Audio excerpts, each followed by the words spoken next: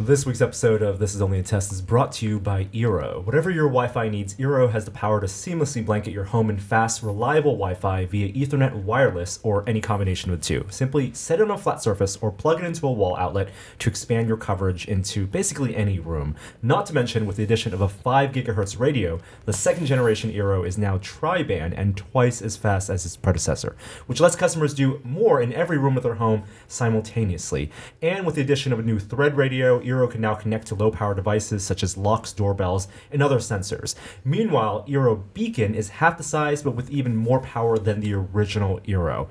I have Eero set up in my home, and it lets me play my Nintendo Switch in places, like the garage or the bathroom. There's free overnight shipping to US or Canada, so visit Eero.com, that's EERO.com, select overnight shipping, and use the offer code TEST at checkout. Hey, let's start the show. For Thursday, Thanksgiving, November 23rd, 2017, welcome to This Is Only a Test, the official podcast of Tested.com. Right.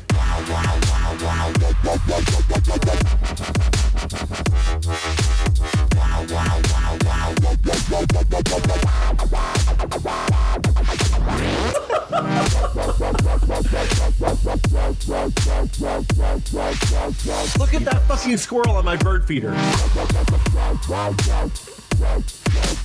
And then suddenly, the Enterprise D's bridge. Hello everyone, and welcome to a very special Thanksgiving episode. If you are just listening to the audio, boy, we have a treat for you because, well, I think it's a holiday miracle. 2017. I'm Norm, and I'm joined by, that the sound of that intro means we have Will Smith in the room. Hello. This is basically like Tested's version of Planes, Trains, and Automobiles, right? Like we've gone out, we've gone deep into the wild, we found John Candy, and we brought him home. I thought it was more like a Wonderful Life, or wait, am I dead? One of us is dead. I'm never borrowing your Switch, by the way. I don't want to use your Joy-Cons. Yeah. After that intro. Oh yeah, Joy-Cons. Yeah, Pro Controller only. Yeah, always Pro Controller. And not saying anything until he's properly introduced. First, making his return to This Is Only a Test, one of the original OG cast members. It's Gary Whitta. I'm back. Gary Whitta's back. I'm back, and it is a Thanksgiving miracle. How did this happen? Damn it. This is the first time I've seen you out of your house in about a year and a half. Yeah, it takes a lot to get me out of my jammies and out of my front door. Well, how have you been, Gary? I've been good. I've been keeping busy. How long has it been since I've been on the show? I think we were trying to do the math. I don't remember you being on the show since Octobercast 2013. No, come on. I don't even think you bothered to come here to promote Rogue One. No, you know what? I don't remember talking to you about Rogue One, so that's at least a year because we're coming up on the anniversary of the movie coming out. I do remember a specific podcast where we were speculating what you were working on, and I guessed on podcast that it was something Star Wars related. Well, I mean, that was before it was even announced. So there you are going back to like 2014, something like that. And then you got busy. Some enterprising reader will go into the archives and figure out what the last episode of the show I was actually on. So, because we're apparently too lazy to do it. I'm pretty clippy. Would you turn me down just a little bit more? I will turn. Gary, Alex CXS on the forum says that this was on May 25th, 2016. It's been almost a year since the last appearance of Gary Whitta. Now he has more than one project, and he has a bunch of other stuff. But yeah. So 2015, really? 2015, and now it's almost 2018. And now almost it's November 2018. of 2017. So that's 2.5 years. That's basically crazy. Come on, I know. It feels. It doesn't feel that long. It feels like a dream. Long enough that I honestly don't remember the last time You've never been in. It wasn't in this office. It's not like you podcast anymore anywhere at this point, really. Oh well, I got some outlets. What? Some streams. You've both got some lucrative streams. Multimedia ventures. You got the fat internet cash rolling in finally. I do. For people who are not longtime listeners of this podcast, you were the first regular third chair, guest, right? Yeah. Well, yeah, because I guess it was just you and me in the basement for a long time. Will and I podcasted for a long time, just the two of us, Right. you and I. And I think the first episode you were regularly on was with iPhone 4.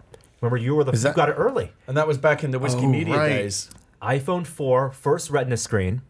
You got it shipped to you, and Apple messed up. You were able to go on iPhone 4 line and hawk the phone, flaunt it. Yeah. I don't remember any Yeah, of you this. totally did this. You went down to Stonestown. I mean, it sounds like the kind of dick move that I would do. You're like, it I fits got the iPhone profile. 4. I've been watching Breaking Bad. You guys don't know shit. I don't remember any of this. We were in the line at Stonestown, and Gary came down at like 6 o'clock in the morning when the Starbucks people were rolling coffee down the line. Behold my eyeballs. How did I get it early? Because They shipped it early. FedEx or UPS messed up. It was before they had those hard embargoes. Wow. Yeah. And it was the first year was the 4 where they delivered it to you where you did not need to wait in line. And you said this is the way to go. Huh. Okay. You were And right. so it's only fitting that now, many years later, with the 10, the release of the 10, iPhone X, as I insist on calling it. we all have we'll get to that, but we returned to talk about the 10 and our experiences with the 10 and many other things too. 2.5 years. Geez, I mean that is okay. That's longer than I had realized. Yeah. So this So, is a anything very exciting happened for you, Gary? catch us during up. that Very time? special. Yeah, you make any Very big special. strikes, media, mobile All right, so business? What's going on? What has happened to me since 2015? Yeah. Yeah. Well, Rogue One came out. Congratulations. What can you explain Rogue One? For those What's it about? It's the plucky upstarts fighting the good fight against the bad guys. trying to start off a kind of a new sci-fi franchise, kind of original idea. It's kind of like Star Trek, right? Yeah, a little bit like Star Trek. Okay. No transporters. Okay, but like lots of aliens. Yeah, aliens. The You captain- go to different planets. We're really hoping that it's going to catch on. I think maybe I Star saw Wars the movie. thing. I thought it was okay. I enjoyed it enough. I'd I probably don't go back know and how see you a can make sequel. sequels, right? With what happened with all the I mean, characters. some people went. It was. Look, prequels are always good too. I Don't guess count so, out a prequel. We made $1.1 billion around the world. That's a lot of zeros. Wow. We did good. Yeah. It's no Justice League. There's That a is lot of amazing. no just yeah. We'll get that. So to that we too. did okay, and then the movie obviously turned out great. Everyone was really proud of it and really pleased with it, and the fans seem to have really embraced it. So that's great. And then Lucasfilm were kind enough to ask me to stick around, and I ended up writing 4 episodes across 2 seasons of Star Wars Rebels, the animated show. nice. Actually, the last one that I did just aired a few weeks ago, and this is the final season of Rebels. That's it. What? I didn't Yeah. realize they're ending They it. told the story. Why is that? I think because they always had a plan in mind that the show would lead up to the beginning. The idea is the show started kind of 5 years chronologically before A New Hope. Okay. And the idea was that the story would take you up to the beginning of that, and they're fast approaching that. So this now. is the Clone Wars era. No, Clone Wars No, are it's over. it's like 15 years past the Clone Wars, but Okay, like okay. 5 years short of A New Hope. Got it. Because the Clone So- Wars end when Anakin gets his legs and arm lopped off, and all the Jedi get killed by the clone troopers. Yeah, right? pretty much like the end of Revenge of the Sith. And Yeah. so like 15 years, there's like roughly like 19, 20 years between the end of Revenge of the Sith and where Rogue One New Hope is. And so then you had the whole Clone Wars animated show that was actually set between episodes 2 and 3. yeah. And then Right. Rebels is, like I said, 4 or 5 years before A New Hope. So more in the original trilogy aesthetic. So it leads up to Rogue One. Yeah, the last episode that I did that was aired just recently is the one where the rebels actually arrive at Yavin 4 and you see Mon Mothma, you see Saw Gerrera from Rogue One. So we were able to do some really cool crossover between the movie and the show. Very cool. And then, Oh, go ahead. No, go ahead. It's all I was good. to say, and you wrote a book and a short story as well, right? On that time. Because So I had a novel called Abomination that came out around 2015, or 2016. I think it. I can't remember anything. Like, I don't remember what I did yesterday. we talked about. They say the memory is the first thing to go. Maybe Yeah. you might have been here to flog Abomination I'm last. when I pretty think sure. about it. Yeah. Yeah, that maybe sounds about right. I think it was That like did sound about 2015. right. Okay, You can cancel still- this plug. There's you can no still more get plugs. it. No more it's- Abomination no, plugs. Hold on, wait, That's no. it. It's You done. can get it for 99 cents now. You can get Was there an ever audiobook? actually right now Amazon has it for 84 Oh cents. my God, There is a Black Friday there's deal on my horrible book. monsters You out can in the save field. 15 cents on. Why don't you turn that off? I'm working on it. I turned off system sounds, but it's still making noise. So you for can get my some book reason. Abomination for 84 cents on Amazon right now, and yeah, I had a story in the. There's another. 84 cents sounds like a lot, though. It's an anthology book. There's a great anthology book out there right now called Star Wars from a Certain Point of View, which is a really cool idea where they basically kind of told the story of A New Hope, but told it through the points of view of like characters that were in the backgrounds of the scene. So That's like fantastic a classic idea. example, like Chuck Wendig did a story about like the Mos Eisley cantina bartender. Like told that scene from Why his he point hates of view, droids? Why and you he's a learn why he's racist against droids. Wow. And your story was about the captain of the Captain the Ramus Tantive Antilles, the captain of the Tantive 4, which is, of course, the ship that you see blasting away with the Death Star plans at the end of Rogue Yes. One and then being caught by Darth Vader at the beginning of New Hope. What happens? I wrote because I worked on Rogue One. The story that they assigned to me was to bridge because there's a little gap. It's not completely contiguous between the two movies, and so I so a little short story that just kind of bridges that very short gap between the two. You know, it fills in some plot holes too. Some of the gripes that people had about Rogue One. Why was the Tantive 4 at the battle at Scarif? Yeah, it's kind of like issuing a patch. Yeah, it is. It's story patch. For a story patch. You know, it's the first story in the book. At least in the audiobook. Yes, and when they first told me, oh my god, they said your story's going to be the first one. I was like, oh my god, you must really love it. And then I realized because it's chronological, it just comes first because of I that. didn't know that. So here's why I got one gripe because I have the audiobook. I have the book and the audiobook. Yeah. And I like listening to the audiobook because it's different readers for every short story. Yes, everyone which that's has like a different high production that's right. value. Yeah.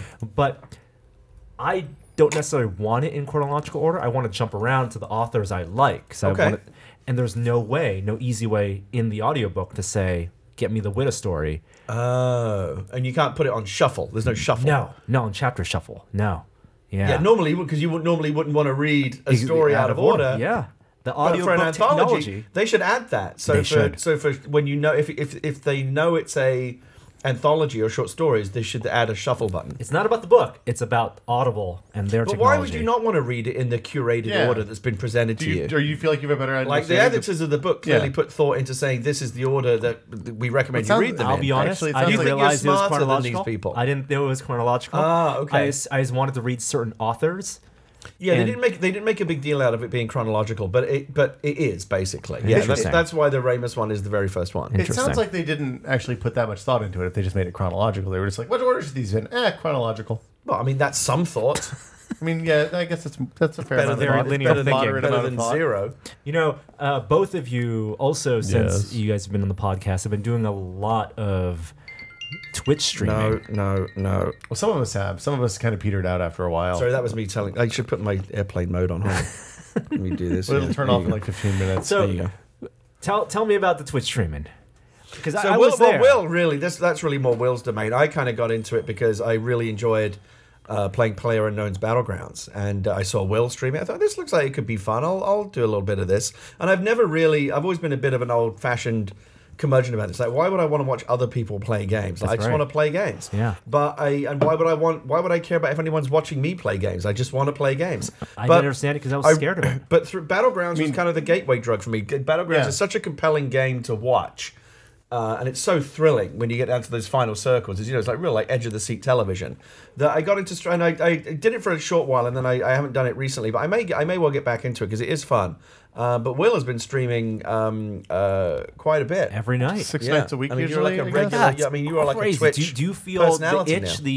the obligation? If you don't do it, then your That's fans part will of be why I disappointed. drifted away. Is it felt like playing games were becoming a bit of a chore. Like was you feel becoming work. obliged to do it. See, I just want to play games when I feel like playing them. So I still like I don't fire it up and play when I wouldn't otherwise play, right? Like I'm But you I'd are probably play another. you are pretty reliably regular. Kid goes to like bed, every night at a wife certain goes to time, you're bed, on. Yeah. computer boots up, and this is 1 a.m. gaming. Well, I mean, I usually start about 8:30 and go until when the time's done. You know, Yeah, like, you kinda know when to walk away. you know when it's But done. I will. So- okay, go ahead. So here's the thing. Like we built a YouTube channel basically from scratch here, and I have a good understanding about how YouTube works. Yep. And Twitch is increasingly a big part of like the modern internet media video landscape. We've missed out on Snapchat. Snapchat's gone. That's it. It's We've been and done. missed out. Yep. Right. So this is the next frontier. Snapchat already. That's yesterday's news Facebook's now. destroying it by just ripping off features Yeah, left and their and right. financial results Yeah. are terrible, aren't they? Yeah, can't sell those glasses. Those glasses And were a complete flop. Norm has one of like 35 pairs of those glasses that they sold in the other room there. So yeah, like I didn't understand Twitch at all, and I got into Battlegrounds, and Battlegrounds is a game that because of the way it works, it's really like something amazing happens almost every game, right? Like last night we were playing, and like we crashed the car, everybody took damage. the car stopped, everybody popped their drinks at the same time, and the animations fired in perfect synchrony. So like everybody in the car was drinking a Red Bull at exactly the same time, which is it's super dumb, but it's really, really silly and fun. It's one of those games that doesn't have story built into it, but like there's always a story every game that you play, like an emergent story that just comes out of like, it's like telling fishing stories. Oh, you won't believe what happened last night. And then you save your clips. You want people to watch your clips. So what do you find the viewers get most out of it? Is it the watching your news story every night, or does it become like a pop-up chat room? It's a little bit of both, right? Like it's a little bit like listening to podcasts, right? Except for it's live and people are interacting with the chat directly. You like there's a. It gets really tense though. Like when, for example, if I'm with 4 people and we're laying down, we know that there's people in these houses in front of us, and we're just laying down outside in the grass, waiting for them to come out the front door so we can mow them all down. I mean, it's incredibly intense. You don't need to sell me on Battlegrounds. Yeah, I understand how that's compelling, but the Twitch streaming aspect of it. So the interesting thing about that is the chat is sitting there and they're all kind of second guessing your decision. Like you should charge in and charge its house. You shouldn't wait for this amazing thing to happen. Like after you I've played hundreds of hours of the game at this point. And because of that, my level of understanding about what is likely to happen when you're in a situation is really, really good in the same way that it gets when you play like Spelunky or something like that. You're a seasoned combat veteran at this point. So now we can set up things. Now, like, I just see opportunities to set up things and do things that are ridiculous for the stream. Because, like, we get a few chicken dinners a night. But wow. But it's not. Look, we murder a lot of people, Norm. Will's hundreds of people. As much as it pains me to give Will any kind of compliment, he's really, really good at the game. It's like Inside Out, where they do the voices in your head. Yeah, it's a chat room, and like that's anger the guys. thing, because you've usually got like the chat stream. Right. You can see the feed coming in, and it's a bit delayed. Do you read like the actual names? Like, okay, the person, the green name is giving me that's regulars. And it's fun because something cool happens in the game, and then you see the chat go, "Oh, that was awesome," or whatever. You feel like you've got a little cheering section. That's exactly it. It's Inside Out then. It's but it's outside in, really. Right. Little people giving you positive reinforcement. I don't know if I'd say little people. Let me ask you this: if you were to play Battlegrounds one night but not stream, I do that sometimes. Do you feel like something's missing when you do that? Is the streaming now? Does that feel like an inherent component of the game for you? So, like to me, Battlegrounds and streaming are inherently attached. On the same side, like I've threatened to stream Mario a couple of times, and I don't know, like that feels less like. If something happens in Battlegrounds and it's incredible and I wasn't streaming or didn't get shadow played, I'm a little bit bummed out because like fucking incredible stuff happens all the time, right? It's a really, really incredible so it becomes a document piece of game. Yeah, and having the stream there gives me a way to go back and say, hey, look at this cool thing that we did. When legend grows. Well, I mean, look, at one point we were like I was 500 in the North America region in squad games, right? Like, that's amazing. Yeah, we had 60 chickens this season, I think. It's a lot of murder. And it's really Thanksgiving. And the whole thing for me has been a fascinating introduction to a world that I'm sure this is like old news for a lot of people watching right now. But for me, who'd never experienced it, it was a totally new world.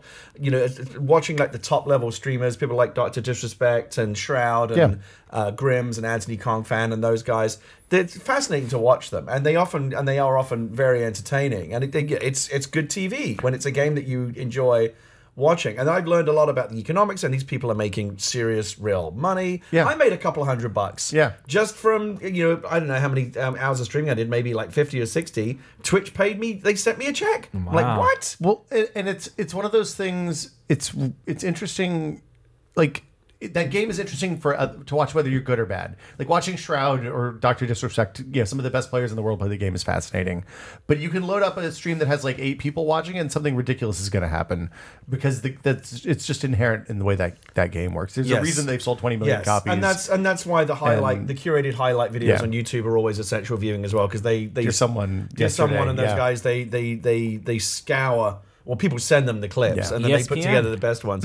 It really is it's like Sports Center, it's like plays of the day and what have you. Or the what is it, the World of Sports thing that guy used to do, that's like all the bloopers and clip reels and stuff like that. Well, I mean, kind of like that, but like it's look, there's something compelling about watching the 50 most unbelievably lucky shots that happened in a 2-week period in a game that 20 million people are playing. That I think is part of the reason why the game has achieved this kind of unicorn level of success, is that it's the kind of game where just things that make you go, oh my god, are possible like all the time. Like there are moments like that happening like 10 of them are happening right now because so many people are playing. The reason the game is incredibly successful is because it builds tension in a way that no other game I've ever played I have has. never. That's why I actually had to take a break from it. I've never played a game that has instilled such a sense of anxiety and tension and dread, and that's great. That's a good game. That's what it's supposed to do. Can do that, but like almost to the point of like it's not enjoyable for me. I don't play solo very much because it's too intense. I could never play. You played a lot of solo. I did for a while and I stopped. And now I'm off the wagon. Yeah, it's like it's like a classic horror movie type situation. You feel safer if someone's with you. It's nice to have, and plus, it's fun to be able to chatting with your buddies, and it's good to kind of squat up and socialize. And when you all pile into a jeep, it's really fun. I understand that solo would be considered like the purest version of the game. First person is what people are playing. Yeah, and that's not for me. First person is VR. Got to have it in VR. So the VR. At some point, the current generation of tech's not there, but at some point there will be a holodeck version of Battlegrounds, and that will be just insane. Awesome. The scariest thing I've ever seen. Scariest thing you ever seen is the first time I saw another person in a video game was the first time I saw another person in Battlegrounds. Right, like my first game. That's the amazing thing. You see this person for the first time. You spend a lot of time in isolation. Like you don't see someone for a really long time, and then the first time you see even like a hint of movement on the horizon. Oh my god! Yeah. Like learning not to panic and keep your shit together. Yeah. That is like 80% of that game, I think. It really is. Yeah. Very cool. I'm going to get back into it. Xbox version's coming. 1.0 is coming. I'm going to get back into it, I think. And then food stuff is still progressing. Like we have the Adult Swim show Wednesdays on adultswim.com at 7 p.m. Literally, we've been working on an episode of the Foo Show proper that's been really close for like 3 weeks now and will be out hopefully today or tomorrow before Thanksgiving. And then another one following that shortly. So yeah, all sorts of miracles. All right, let's talk about some pop culture, and for that, let's cue the musical cue.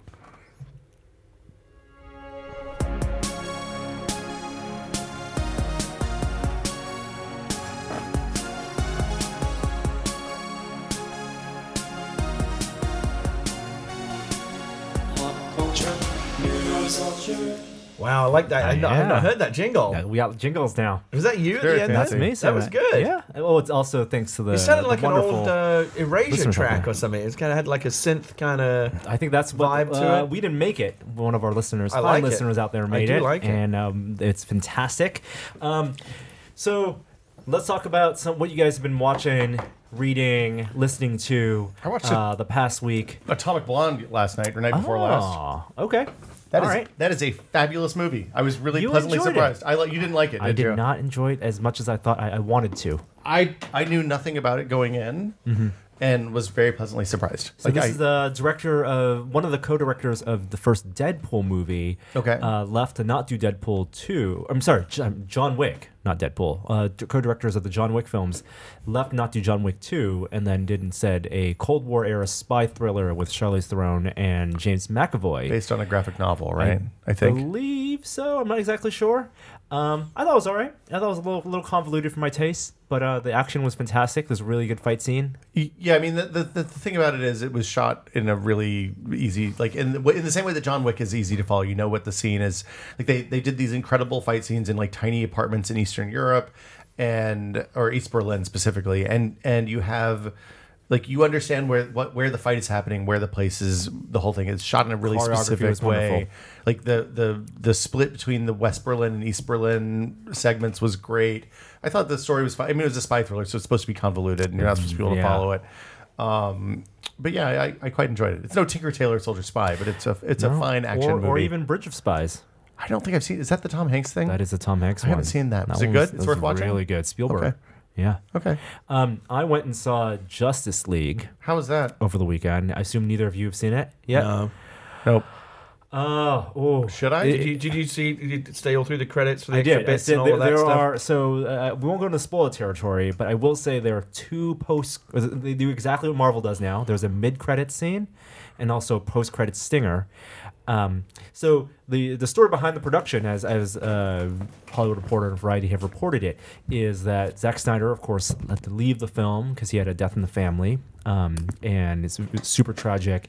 So they brought in Joss Whedon to help direct, and then also apparently do a bunch of rewrites on the film, which I think he was already involved in even at that point.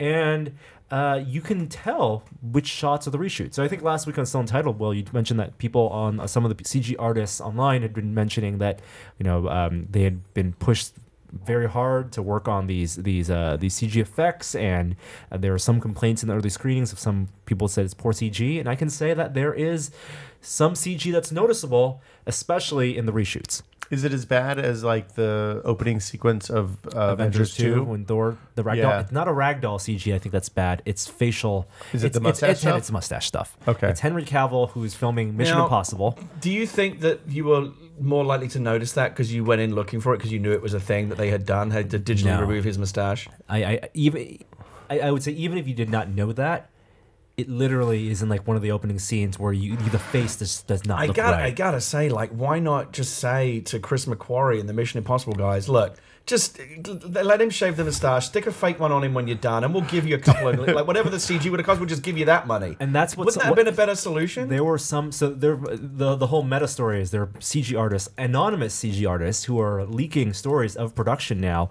saying that they're apparently Warner Brothers tried to make that argument. Go to Paramount, who does MI6 or MI whatever the next Mission Impossible movie is, and said it's easier, cheaper, and more convincing. They did a test what it would look like to put a beard on an actor in CG. They do it all the time. Right. And versus removing the beard, it, yeah. And it's so much easier And to I would put say, the beard and I would on. say it's also more convincing just to have a fake, like practical actual mustache. Right. You can do all like, these things. Shave it so he can go be Superman. Yep. I understand you've already shot a bunch of stuff with him for the movie where he has the mustache. Yep. So just put a spirit gum another one onto That's him. right. That seems to me Practical effects. he would come out ahead. And Paramount said no. Wow. Paramount said F you. Apparently, this is what the leakers are saying. The Paramount said no. You deal with it, Warner Brothers. If you want reshoots, do your way. And there is an Instagram photo, I think, of Henry Cavill wearing the blue Superman suit with the mustache on? face mustache, Yeah. and it's tough to get rid of that. So there was a really funny Twitter thread yesterday where somebody was just going back and forth like with two fake accounts between the Paramount executives and the Warner Brothers executives. And like the undertone was the Paramount executives were just snickering in the background and like It sucks. Yeah, I wonder if they did it just to be dicks. Oh, that would be. I don't want to believe that. People want good movies, and the studios should be supporting each other because God, they need to. What world are you living in? a world where we want people to go to theaters and watch movies. To watch their movies, not other people's movies. Mission Impossible doesn't come out until April. These aren't Yeah, these aren't Paramount doesn't have a lot competing, of wins either this year with Ghost in the Shell. But it seems like that was the least of its problems. Yeah, so the thing I will say that's the most disappointing thing, regardless of whether it's a good movie or not, is that it feels disjointed.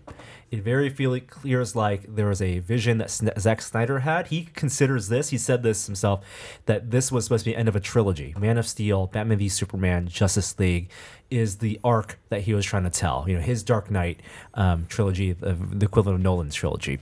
I don't think I'd go that far, probably. Well, in his own vision. And you can tell there are moments here if he tries to tie up the ends, but you can also tell the moments they brought Whedon in, not only because it's green screen backgrounds and it's different cinematographer even. Oh, wow. Completely different DP. It looks different. Makeup's different. Hair is different. The photos of Ben Affleck, he looks like he was just brought in just for the day to do those shots. Joss's writing is very distinctive The writing, as well. that's the thing that's the most disjointing. The jokes feel very Avengers-like. And there are some really good jokes in this film that feel like hilarious and great laugh out loud moments that are totally to a credit of Joss Whedon. They just don't feel in line with the movie, the other 2/3 of the movie that Zack Snyder, worked on and directed. That's the only unfortunate thing. Do you think if Zack had been able to finish out the movie, it would have been that different? I think it would have been totally different, and I'm not saying better even, because there's a lot. We love movies with superhero movies with lightheartedness, with jokes, and I think there are a lot of great things that Whedon brought to it. But I would have kind of liked to have seen the cohesive, let the director. What would do Zack his Snyder thing. do? Is what you're Let asking. Let do the vision. But and did then, you like the previous two movies?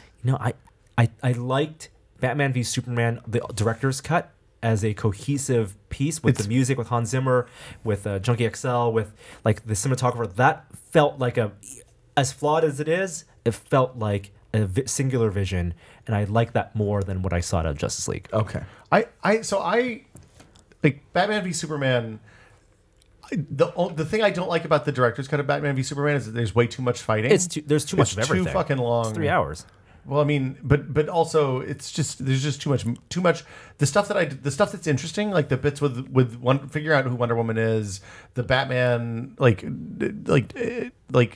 Superman as an ambiguous hero is a much more interesting concept than like the Chris Reeves Superman, who's the goody two shoes American. He made Superman interesting. It's just the rest of the movie's kind of thin.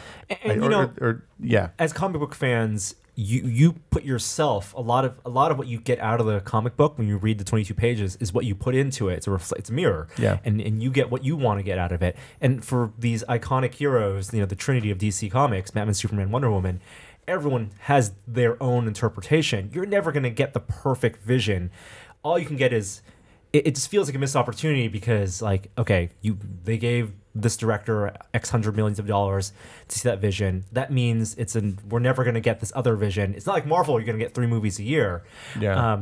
You feel like you only get one every year, one every 2 years with DC. So that's why I think fans feel like, it's that may well change now because I imagine that at some point soon, if not now, at Warner Brothers, they're having conversations about should we do something else because this didn't work. And Universal has pulled back on its cinematic shared universe plans. Its dark universe.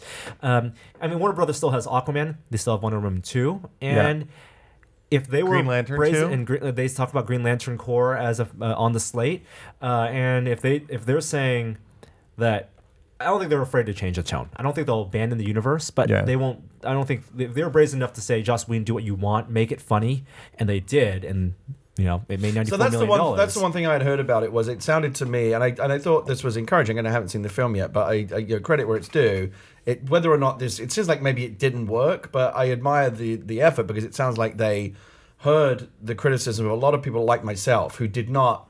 Again, it's all a matter of taste, but a lot of people who were like me did not respond to the kind of the unrelentingly grim tone of the previous 2 films. Yeah. Right. And I get it with Batman, but I've always felt that Superman is meant to be kind of more optimistic and hopeful in tone than that. Well, and Wonder that's Woman what I love was about. that. Yeah, I think Wonder Woman to some extent was, and I go back to like the original Donna movies and the Superman animated series, and even weird stuff like Lois and Clark, like those.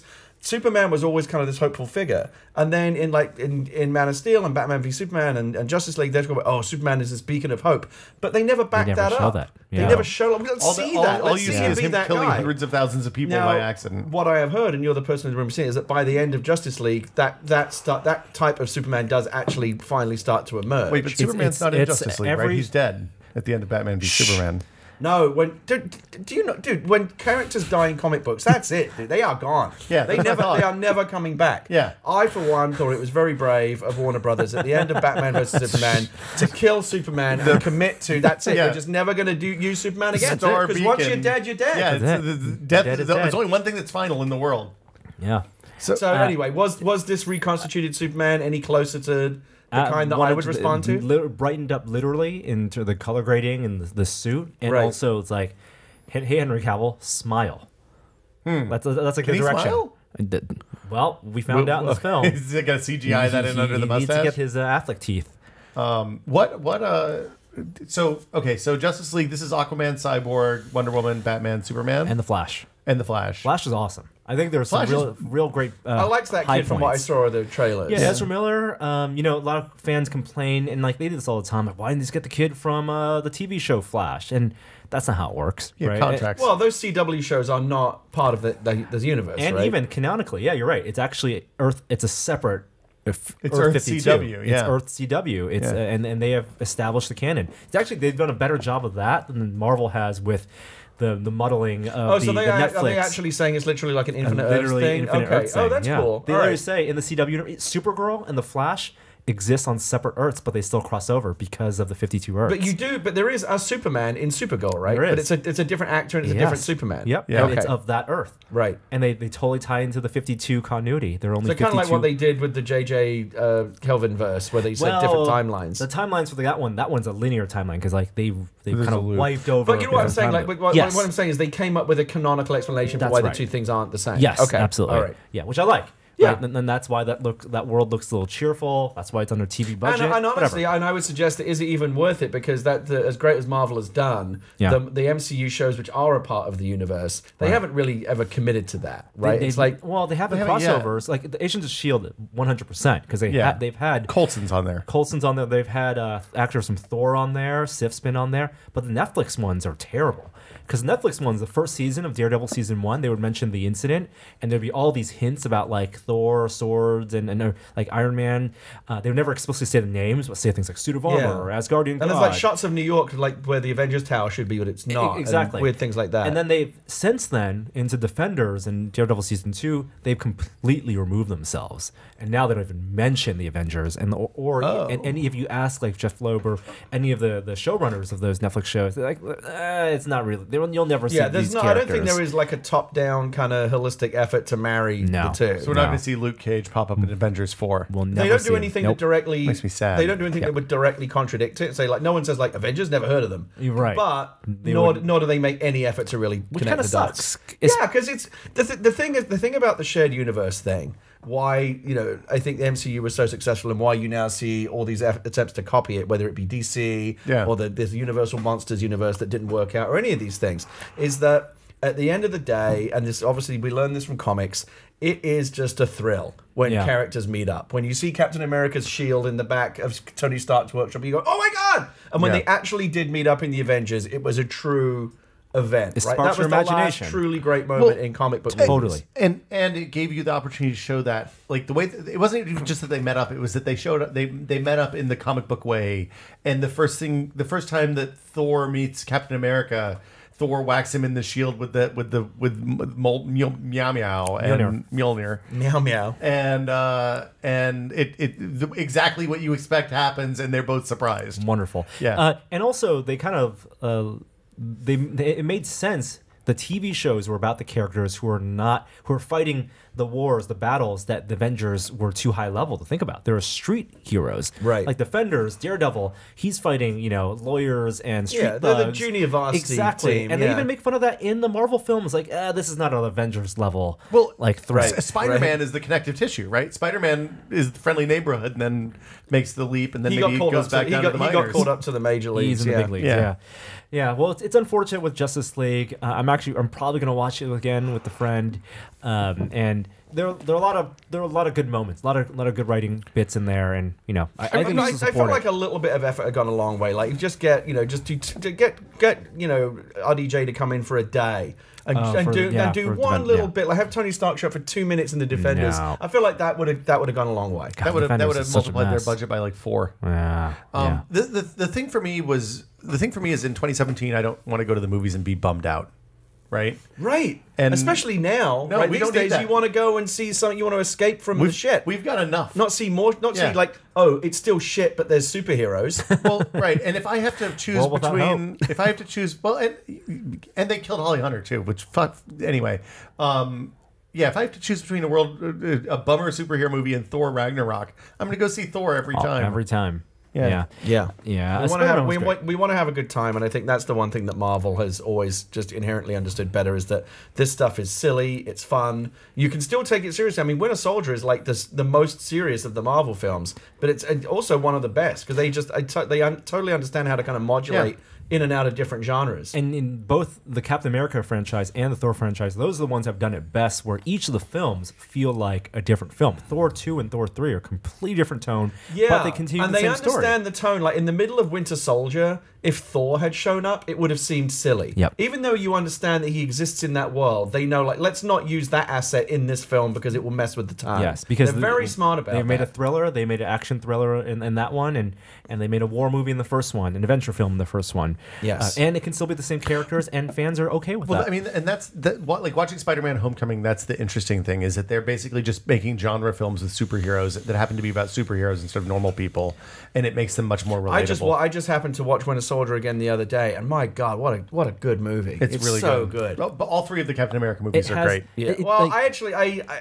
I didn't think Civil War was that great. I thought that they tried to throw in too much, and it kind of like collapse a little bit under the weight of all the characters. But Winter Soldier is just as From close the to opening perfect. sequence where he jumps on the ship. Oh my god! And then also the highway fight scene where they're running away from oh Winter my god! Soldier. The fight in the yeah. elevator. The elevator fight. The with knife fight with Bucky on the street. Oh Yeah. my god! Like it's just so good. The Sam Jackson sequence, the chase sequence with the car. Oh, when they try to ambush him with when the they battery press the ram. danger. Jackson, yeah. Oh my god! Because I hadn't watched it in a while. I was watching it, and every time something like that happened, I'll go, "Oh shit! Yeah, that happened. That's so cool!" And then the elevator fight, and then there's so many other great things, and even just little quiet moments, like little moments with Steve and Natasha where they sit and kind of like decompress. Like, those are great moments. I think that's probably the most. If you think about like Brian Michael Bendis, and he writes a lot of like 9-panel pages where you have heroes just having conversation. Steve and Natasha driving to the military base and just chatting felt like one of those pages. The Apple Store Mall sequence is really good. The one that really works for me is it's later in the movie when they go to Andy Mackie's house because they need to lay low, and they're just taking a moment to kind of like wash up and decompress because someone just tried to kill them, and Natasha is talking about how like she thought when she joined S.H.I.E.L.D. that she was kind of redeemed herself from being in the KGB, but then she realized she was really working for Hydra and she doesn't know who she is anymore. And she's always had it's a deep-seated thing, and right? it's just these two connected, these two characters. No superpower. All the superpowers are left at the door. Yeah. It's just two human beings having a real conversation and character development and character arcs and the two characters who are in conflict at the beginning. If you remember that they really don't like each other, but through this journey that they go on, they reach a moment where it's a great line when where she says to him, "If it was the other way around and I had to save your life, would you trust me to do it?" He goes, "I do now." And it illustrates that he didn't trust her at the beginning, but now she's proved herself. It's just so sweet and it's so well done. And I feel like the best superhero movies and the Marvel do this. They put as much attention into those little moments as they do the big knife fights and elevator chases and stuff. In Thor Ragnarok with Thor and Loki. I'm going after this. Oh my goodness. Okay. So all right. No, I was the thing for me is that they both teach each other stuff throughout that whole movie. It's a road trip movie where they're both learning lessons, and when they get caught in the mall and his first instinct is to fight the 6 guys that are encircling them, she's like, "Look, there's a much easier way out of this. We can just make them uncomfortable enough that they don't pay attention to us." And that's all part of her right KGB. And as a KGB agent, she would have learned all that stuff. So she makes him better. He makes her better. The whole thing is a delight. It gives me some hope for the next whatever DC does next, that you can change tone but retain the actors, because we do like Gal Gadot, and we do like Batfleck is great. And I'll tell you the other thing, because I thought about this a lot as someone who this is my job, so I think about this a lot. This is one of the things that I think can really be learned from the Marvel films. A screenwriter friend of mine tweeted this the other day, and I thought it was really, really one of the smartest things I've heard about writing in a long time for films. And it really crystallized a lot of my own thinking about this, like the big blockbuster type films. He said, as a storyteller, the most important question you ask yourself is, why do I care about this? Or why does the audience care about what's happening? And if the answer is because the world's going to end, you're in big trouble. And that's true, because no one cares about the world ending anymore in movies. You see that every week. Oh, the world's going to end. He's going to open the 7th box and the world's going to end and 1 million people are going to die. That just washes over audiences at this point. We don't care anymore. We know the world's not going to end. And if 1 million people die, it doesn't register. Because we don't know who those people are. It's just, Stalin said 1 death is a tragedy, 1 million deaths is a statistic. So everything's a statistic in these films. In all his films, he has that one relatable human character. And so think about how, and so Winter Soldier and other Marvel movies do this very well. Winter Soldier, the helicarriers are going to go into the air, and Hydra's going to run the world through that unchallengeable power. That's scary, but again, you go, yeah, okay, sure. What the movie's really about is Steve trying to save his friend. That you relate to. Yep. Ant-Man did this. I think Ant-Man's a really underrated movie. Ant-Man did this brilliantly, and the way they structure the film tells you exactly what their priorities are.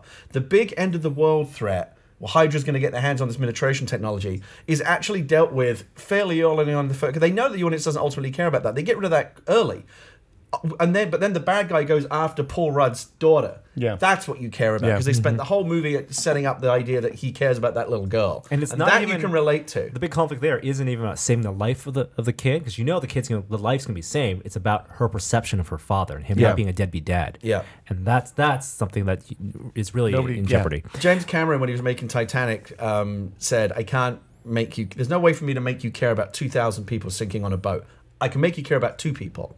And that's what he did. And people related to that story. Yeah. And it was, it made billions of dollars. So that, to me, is the one thing that I'm trying to, as I go forward and I pitch on movies and try to think about movies and what audiences will respond to is like the big CGI threat Steppenwolf or whatever the fuck it is, you know, in this big summer movie. People don't care about that shit anymore because they see it all the time and it doesn't mean anything. They care about relationships, and the key to stakes in screenwriting, I think, is create characters that the audience cares about, and then whatever they care about, you will care about. The Big Sick meets Avatar.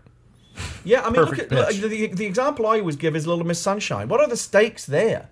Whether or not the little girl's going to win a regional talent contest? No. But but you care about those characters, and it means something to them, and so it means something to you. Yeah. And that to me is like the one lesson that I'm trying to take out of all this bland CGI destruction that we're seeing in movies that people increasingly just are not responding to. I think that's a perfect fitting way to end our pop culture talk and skip over a bunch of other things and get to technology news. I don't have that music, Norm. Oh my goodness. All right. The more things change, the more they stay the same. Look, I don't work here anymore. I emailed it to you just a minute ago. Oh, it's in my email? Here, you go find your email. One more thing in the comics. If you read comics, there's a big comic book out this week. It's it's in the DC universe. It is Doomsday Clock #1. And it's Jeff Johns writing, and it's the Watchmen universe crossing over with the DC universe. It's a proper sequel to the Watchmen comic, which I know sounds they like already do blasphemy. that? They did prequels. Just what I want. So this is set, I believe, a couple years later. I feel like Alan Moore is going to kill himself just so he can turn in his grave. Yes, yeah. But the reviews, they did embargoed reviews of the first issue, and reviews are really good. People saying it's a triumph. So who are the Watchmen characters that are crossing over? So it's set in the Watchmen universe.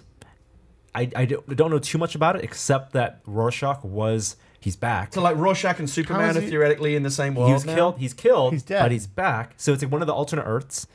I guess I don't know if the Earths are combined, but there's going to be Rorschach. There's going to be Dr. Manhattan. It's Is this not out? just. It's the first issue is out on the 22nd. So as of yesterday, when you're I listening, could see like a Martian Manhunter going into the Watchmen universe. it's know, super interesting, right?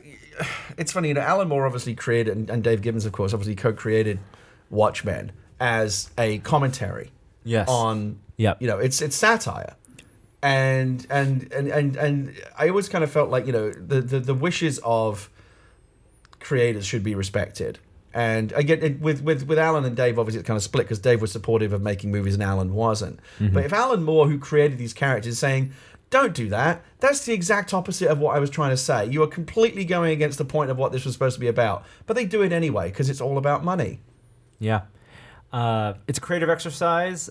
You cannot assume it as canon if you want to. I think you're absolutely right. Like Watchmen, it wasn't just about the characters, but what they stood for and the criticism that they have on comics at the time. And now it's 30 years later. It doesn't make any sense. But now that's been the meta commentary on comics. Like there have been 2 superhero movies about the stuff that happens in Watchmen, right? Watchmen is, and it's funny, Watchmen and Dark Knight Returns. You're seeing it right now. Probably the 2 most influential. I'm not a comics expert, so you'll correct me if I'm wrong here. But Watchmen and the Dark Knight Returns are probably 100%. the 2 most seminal comic book of their generation. Right? They are the Citizen Kane and Casablanca of comic books. Yes, and I think both of them have, to some extent, been a little bit the victim of their own success within their own. But on their own terms, yes, they're still brilliant today. They're absolutely some of the best writing in comics that have ever been done. Dark Knight Returns is fucking not to say anything with Watchmen. Dark Knight is fucking phenomenal. Yeah. My all-time favorite moment, and whenever they do this, they go, the comic book resources or whatever do the greatest moments in comics history of all time. The fight between Batman and Superman at the end of Dark Knight Returns is 100%. always number one. Always number one. Because it's absolutely astonishingly Fucking movie good. makes me so angry. I know, because and so what you're seeing now is Watchmen was so successful they couldn't just let it be. They've got to just keep going back to it and going back to it and trying to mine more another out of 10 it. years they can just make another remake. And then the remake's happening right now. More David dog. Lindelof is doing What? so David Lindelof is doing the TV series for HBO. TV I'll watch series, that. miniseries, The Watchmen, which, I'm okay with it because this is the long form. This is the version that people always said they wanted, right? They said, don't make a movie, Yeah. do a 10 Well, it's We like got the Dark movie. Tower. episode miniseries. Yeah, I don't want a Dark Tower movie. I want a fucking ongoing series that tells me the story of And Roland Lindelof, Deschain. obviously, look at The Leftovers, and I think Lindelof's earned the right to do whatever I he think wants. with The Leftovers, he's redeemed everything. So that's we'll see. I think in principle, it's clear that Alan and the work itself says this is it. This is a complete thought. You don't need to keep coming back to this. But it was so successful that they just cannot. It's like this crown jewel. Why these characters are so iconic. Rorschach, Dr. Manhattan. Why wouldn't we keep using them? Even though creatively there's not maybe the best reason to be doing and Alan it. Moore specifically chose those characters as influences from other characters in the comic sphere. Yes. Like they were just renamed. Like Owlman was Blue Beetle. Right. Yeah. And Rorschach is based on like the blank. The Question. The Question, that's Yeah. right. Yeah. Which and- exists in the DC universe. And again, and you see it right now. Obviously, the current iteration of Batman and Superman in the DC movies are straight out of Dark Knight Returns. Yeah. I mean, literally. You're right. I mean, visually. Batman and Superman was like, let's take the two big iconic major milestones in comics in the 80s and 90s, Dark Knight Returns and Death of Superman, and put them in one movie. I mean, it's not a bad idea on its face. Now you're thinking like You Hollywood say stuff. that. There's nothing wrong with the concepts. I mean, like, I think comic book fans would say, yeah, I would love to see that. I think comic book fans want to see. I mean, is your imagination not enough? Do you need to see it realized in screen? And I think that comic fans would say yes. So Wonder Woman came out this year. That was great. I think it's the best DC thing that came out this year. I haven't seen Justice League yet, but I would put money on the second best DC thing that hit this year being Injustice 2, which if you haven't played, so I just got it. it's super duper dumb and really good. I tell you what, It's so I find it's been out for a while, but I finally made a choice to get it because I keep hearing like on the like it's this everyone's talking about like. And rightly so. Mario, Breath of the Wild, Horizon Zero Dawn, and Battlegrounds is the main game I of the year. think there's only contenders. 3 in that list that matter, but yeah. But there has been this undercurrent of people like this kind of whisper of like, dude, Injustice 2. It's like The a story? So do you not The know? story is apparently great. Okay, so I don't know the story of Injustice it. 2. You're not going to like Superman's grimdark, but the story of Injustice 1 is that they go through an alternate timeline, and Batman Lois gets killed because of something She's the Superman did. It's an amazing coincidence, and then like basically they flip flop all the allegiances as a result. So the Joker dies at the end of the first one, and Harley Quinn becomes a good person, and like they have this weird. Is this in the shared universe as the Arkham games? It's one of the it's a different universe than the got Arkham it. games. But basically, it lets them rewrite, and Lex Luthor sends everyone back in time to fix the timeline at some point, right? Okay. And so this movie picks up with this bananas thing where, like, basically Harley Quinn is Oracle for Batman, and Superman is locked up in Superman prison with Wonder Woman, and it's bonkers. And really, like, Poison Ivy and Swamp Thing are aligned for kind of obvious reasons when you think about it. Ninja Turtles are coming. The Ninja Turtles show up at some point, so apparently. it's the people who made Mortal Kombat, which Yes, is a yeah, great Boom story. and the games. NetherRealm guys. So- And I usually don't play fighting games because Yeah. it's not my and I can't pull off a combo to save my life. You don't need to. But so that's what I'm hearing. I love the idea of superheroes fighting each other. I love the idea of a fighting game that is actually not dependent on. I mean, I think the high level combos are there for people that want to do them. There's a high skill ceiling if you want to be good at that game. But I can just kind of mash buttons and have a good time, which is what I want to do. Yeah. And the story is, and I'm told, really good. Like I said, people keep saying Injustice 2. It's a sleeper. It's out there. You should play Injustice 2 if you want to play something ridiculous. And there are and some great superhero-y. Black Friday deals on it. Like I think $15, $20 at Really? different places. You can go get it. Yeah. Wow. It just All right. came out on Steam too. We got the music queued up. Theoretically, Let's yes. do it. Which one are we doing? Technology? Technology news.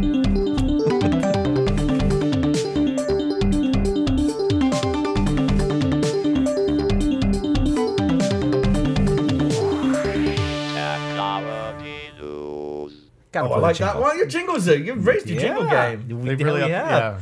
That's right. When you came, did we used to do music cues live even? no. You did, but they weren't as good as that. No, we had just the straight old. I don't even have it queued up here. So You used to have those little bumpers that had like little audio drops from the podcast in it and stuff. Those are at the end.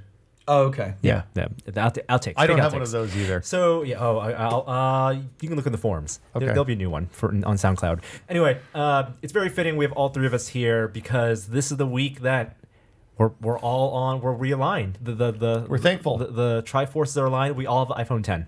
Yeah, I got an iPhone 10. Will was the last Will- holdout, but I knew he wouldn't hold out for long. We knew, when we got that brunch and you had one and I had one and Will Well, had his Pixel he- 2 XL. I He had know. the best Google phone I could. And we did a It's camera really, test the and everything. camera's really Yeah. good, guys. Do you remember the conversations over that brunch about the things he loved about Android? So I didn't know. We Will went and did it on the slide. I didn't know he'd done it, but I sent him a text. The blue bubble? and I got the blue That's bubble. the I went, best. yes, we got it. The blue bubble. I was So- like, I tried to. Did he have a new phone? Was he borrowing his? Was it on his iPad? Maybe? Did he borrow Gina's phone? Can we? You know what I think it was? He wanted those animojis. He wanted them. He wanted the animojis. Kids love the animojis. You know what Kids it is? love 'em. You know what it is? What is it? It's the hardware is so fucking nice and small and good and shiny Like you can't resist. It's expensive, but it's the best phone you've ever used. I mean, it reminds me of the 4 or the 5, right? Like if you think about when the back when Apple made good phones, 3-4 generations ago, it reminds me of the 5. I mean, glass back is dumb and it's bad, but it feels really nice. We're all in case now. Yeah, I have a 5-year-old. I have to have a case. I have no choice. This is the first phone I'm using a case with because of how expensive it is and because of the glass back. So I'm very torn on it. I have a case on mine right now because again, it does feel very fragile, and you're terrified of breaking it, and still out of the case, like it feels like it's going to fall out of your hand. Yeah. But when I'm at home, I take the case off because it's so gorgeous. Wow. Like just the feel of it in your hand and the look of it, like you just stare at it, like, oh my god, this is a beautiful piece of technology. You want to see the cloth case? Oh yeah. Yeah. Oh, you got a cloth case? Incipio has a soft case. This is going to start wearing away though. That's Isn't it? okay though. And then I'll stop I using actually it. like it because it's a very thin case. And it's grippy. Yes. It's super grippy. Yes. I went with the leather. I think I'm gonna switch to a picture. I got case, just the regular silicone one, and my wife got the one. They have brought this out now. It's called the Folio. It has a little. It's like a little leather wallet that Apple do. She likes that. So I mean, here's the thing. I love the hardware. The camera's good. The software is fucking maddening after being on Android for a while. Like the sharing stuff between apps, the fact that you can't set defaults for basic stuff like mail and all that continues to suck. I've seen a few blog pieces recently, people really complaining about iOS 11. iOS 11 is like my lock screen hangs up at every night at like 11 o'clock for no reason that I can tell. There's a few little things that always bother me, but I haven't had any problems with it. So like literally at 11 o'clock every night, my phone, the lock screen, just all the clock, the lock button, the little bar on the bottom, all that stuff goes away. It still unlocks. And I can swipe up. Ooh, that's a bug. But yeah, like there's nothing. feature. You have to reboot to fix it every night, which blows. The edge detection on like swipes and stuff, it triggers, especially if you're watching a video or something like that. It picks up edges when you're not touching the edges when your fingers are just close. I've had that a little bit. Like it brings up the app cards when I didn't want it to. Yeah, right. A couple of things like that. Yeah. But the big thing is stuff like password, like the fact that they don't have a real API that's universal. So right now, in order to use a password manager that's not Apple's built-in one, the app developers have to support that external API from iOS 8 or 10. But I found that amazing that there's a lot of that support. Like a lot of things where I expected to type in my password, it just Face IDs me instead. Like it's there. That doesn't help me because my shit is all on something that has to be multi-platform because I use Windows. Yeah, see, I don't, so it's easier. Right. Yeah. Well, that's what you get for using Windows. Are you guys sold on Face software, ID? I have no choice. Face ID is dope. It's really fantastic. good. So because I've been on the podcast for a while, I probably still have the reputation that I used to have of being like the kind of, Apple's great and kind of apologizing. Are you not that person anymore? Not at all, no. Yes, he is. He still is. No, like, so I do think over the last couple of years, I've not soured, but I've cooled on Apple a little bit. I do think that they have lost a step. You didn't get a 7 Plus, did you? 7S? No, I just a 7. 7. There wasn't Yeah. a 7S. Oh, So you did get a 7. I had a 7. Yeah. you didn't get a I 6S. skipped the 6S. You skipped a phone. That was the only one I skipped. You Or skipped did I? Force ID or Force Touch. No, I had it because we were on the upgrade plan, so I just get You every just get phone no year. matter what. Okay, so you're still in for every year. But so outside of the phone though, like I've said it many times, the Apple TV remote is one of the worst fucking things they've ever done. It is an absolute really piece don't of mind it. shit. I I've hate gotten used to it. There's a bunch of things they're doing right now on the Mac that annoy me. I feel like I do think that post Jobs it is becoming aware that they have lost a step. I like the watch a lot. The Series 3 watch is actually really nice, but it's not going to change the world. Yes, I have the LTE watch. So after spending time on Android for a while, the watch was the thing that I missed. Because the watch on the Apple side is usable and good. Like the tracking your heart rate and all that stuff happens automatically in the background. The notifications make much more sense. Yeah, like, and the LTE is great. As a test, I did this. I had to go to Walgreens recently, so it's a few blocks from my house. So I didn't take my phone. Yeah, I just took the watch. Oh my Didn't God. take a wallet. All I had was a watch, and I went. And I wasn't sure. My wife wanted me to get something, so I called her on the watch, like Dick Tracy, and said, "What is it that we need?" And then I went Apple Pay, boom, on the watch, in and out, and that's all I had on me. Wow. How's the speaker? Good. Like on the OG one, which is what I still have. I flipped it around so that the wheel's on the other side. Okay. So that the speaker is on the side that I talk into. So the first time that I called my wife on it, she was surprised that I was on the watch. She's like, "Really? That's the watch? It sounds like you're on your phone." It was good. It's pretty good. Yeah. So worth $10 a month more. Yeah, I mean, even just in the case of like an emergency, I think it's worth having. So I'm a little bit on. I still like Apple stuff a lot, and I usually buy whatever thing. Like I think a HomePod is probably a bridge too far, but like there are things that I still mostly like them, but I do think they've lost a step in the post jobs. Well, HomePod's delayed. That's the other big news for Apple. Congratulations. At the same time, I do think that like. People go, oh, well, what's Apple done recently? Does it change the world? No other company is held to that standard. Like, every single product that they do is expected now to be, to revolutionize the way we live our lives. That's what people expect. Right, and they have been doing that, and I think they've struggled to come up with whatever that next thing is. Having said all of that, I do think that the iPhone X10, whatever you want to call it, is phenomenally good. I love it. Like, it's the best phone they've ever made. I love the look and the feel of it. The screen is fantastic. Face ID, which is the one thing I was really worried about, is just performs way better than I expected it to. Yeah. It really is. Hate to say it because it is one of their little things, but it is like magic. So the thing I was going to say is this feels much more like a tester release to me than For Face anything. ID. Just in general. Like they're testing a whole new UI, right? All the stuff they're figuring out how to teach people how to use the bottom swipes and how to do the swipe up and hold and all the different things that you need to know. Do you miss home button? I do actually. I kind of wish that they had gone with the Touch ID on the. Like, here's the thing. I miss just resting my finger on the thing, having to double tap the home once. button. No, having to double tap the home button to pay or to buy an app. The power button. Yeah, so Like the double sleep- tap. yeah. I don't like There's that. a couple of things that they've had to That compromise stuff on. sucks. Having I to don't swipe up when you unlock it is dumb. You should just look at it and it should unlock and it should go up without you having to do anything. They will fix that. I don't like having to swipe down from the top to get my control center because that used to be the bottom swipe. Yeah. I don't. The two things that I was mostly worried about is Face ID going to be a step back from because Touch ID was pretty good as is. Like, is this really any better? Touch ID was really good. It is better.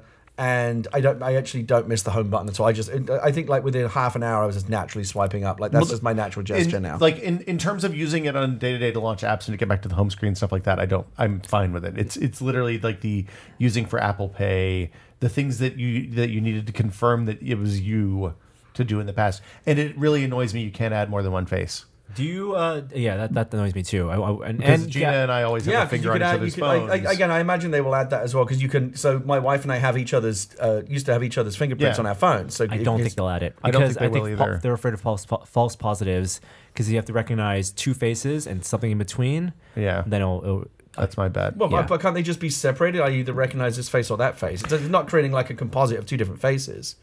But it's more, the more data you have to choose between, the more likelihood that there'll be somebody that's in between. I guess. I mean, it might. Yeah, I suppose so. If you and your wife are both in, the chance of your daughter being able to unlock the phone with her face goes way up. But I mean, I'm doing it right now. When I pick it up, unlocked. Like good that's feature. just it is fantastic. Do you want it on your PC or your on the iMac? Mac? Yeah. Yeah. So you I want it have- on your laptop. Right now, right? right now it unlocks off of my watch, which is almost as good. Right. But I want that magic of like going to a text field and as opposed to having click one password and typing a master password in, just looking at my I laptop. don't ever want to They type will add it. It sounds like Hey Siri is coming to the Mac as well. Like all that stuff's going to That's happen. right. Well, I don't want to ever have to type in I don't a want to password type in ever my login again. password. Right.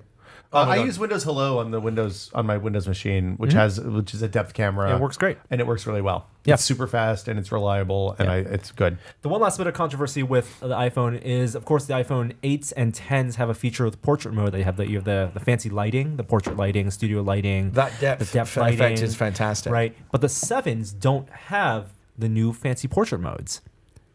Even the 7 Plus doesn't have it. The 7 Plus does not. It has the standard portrait mode, but does not have the but it studio doesn't have lighting. And what someone has found out online now is that that's completely artificial They limitation. just held that back. They just held it back. That's what they do. Yeah, yeah. Because That's what they do.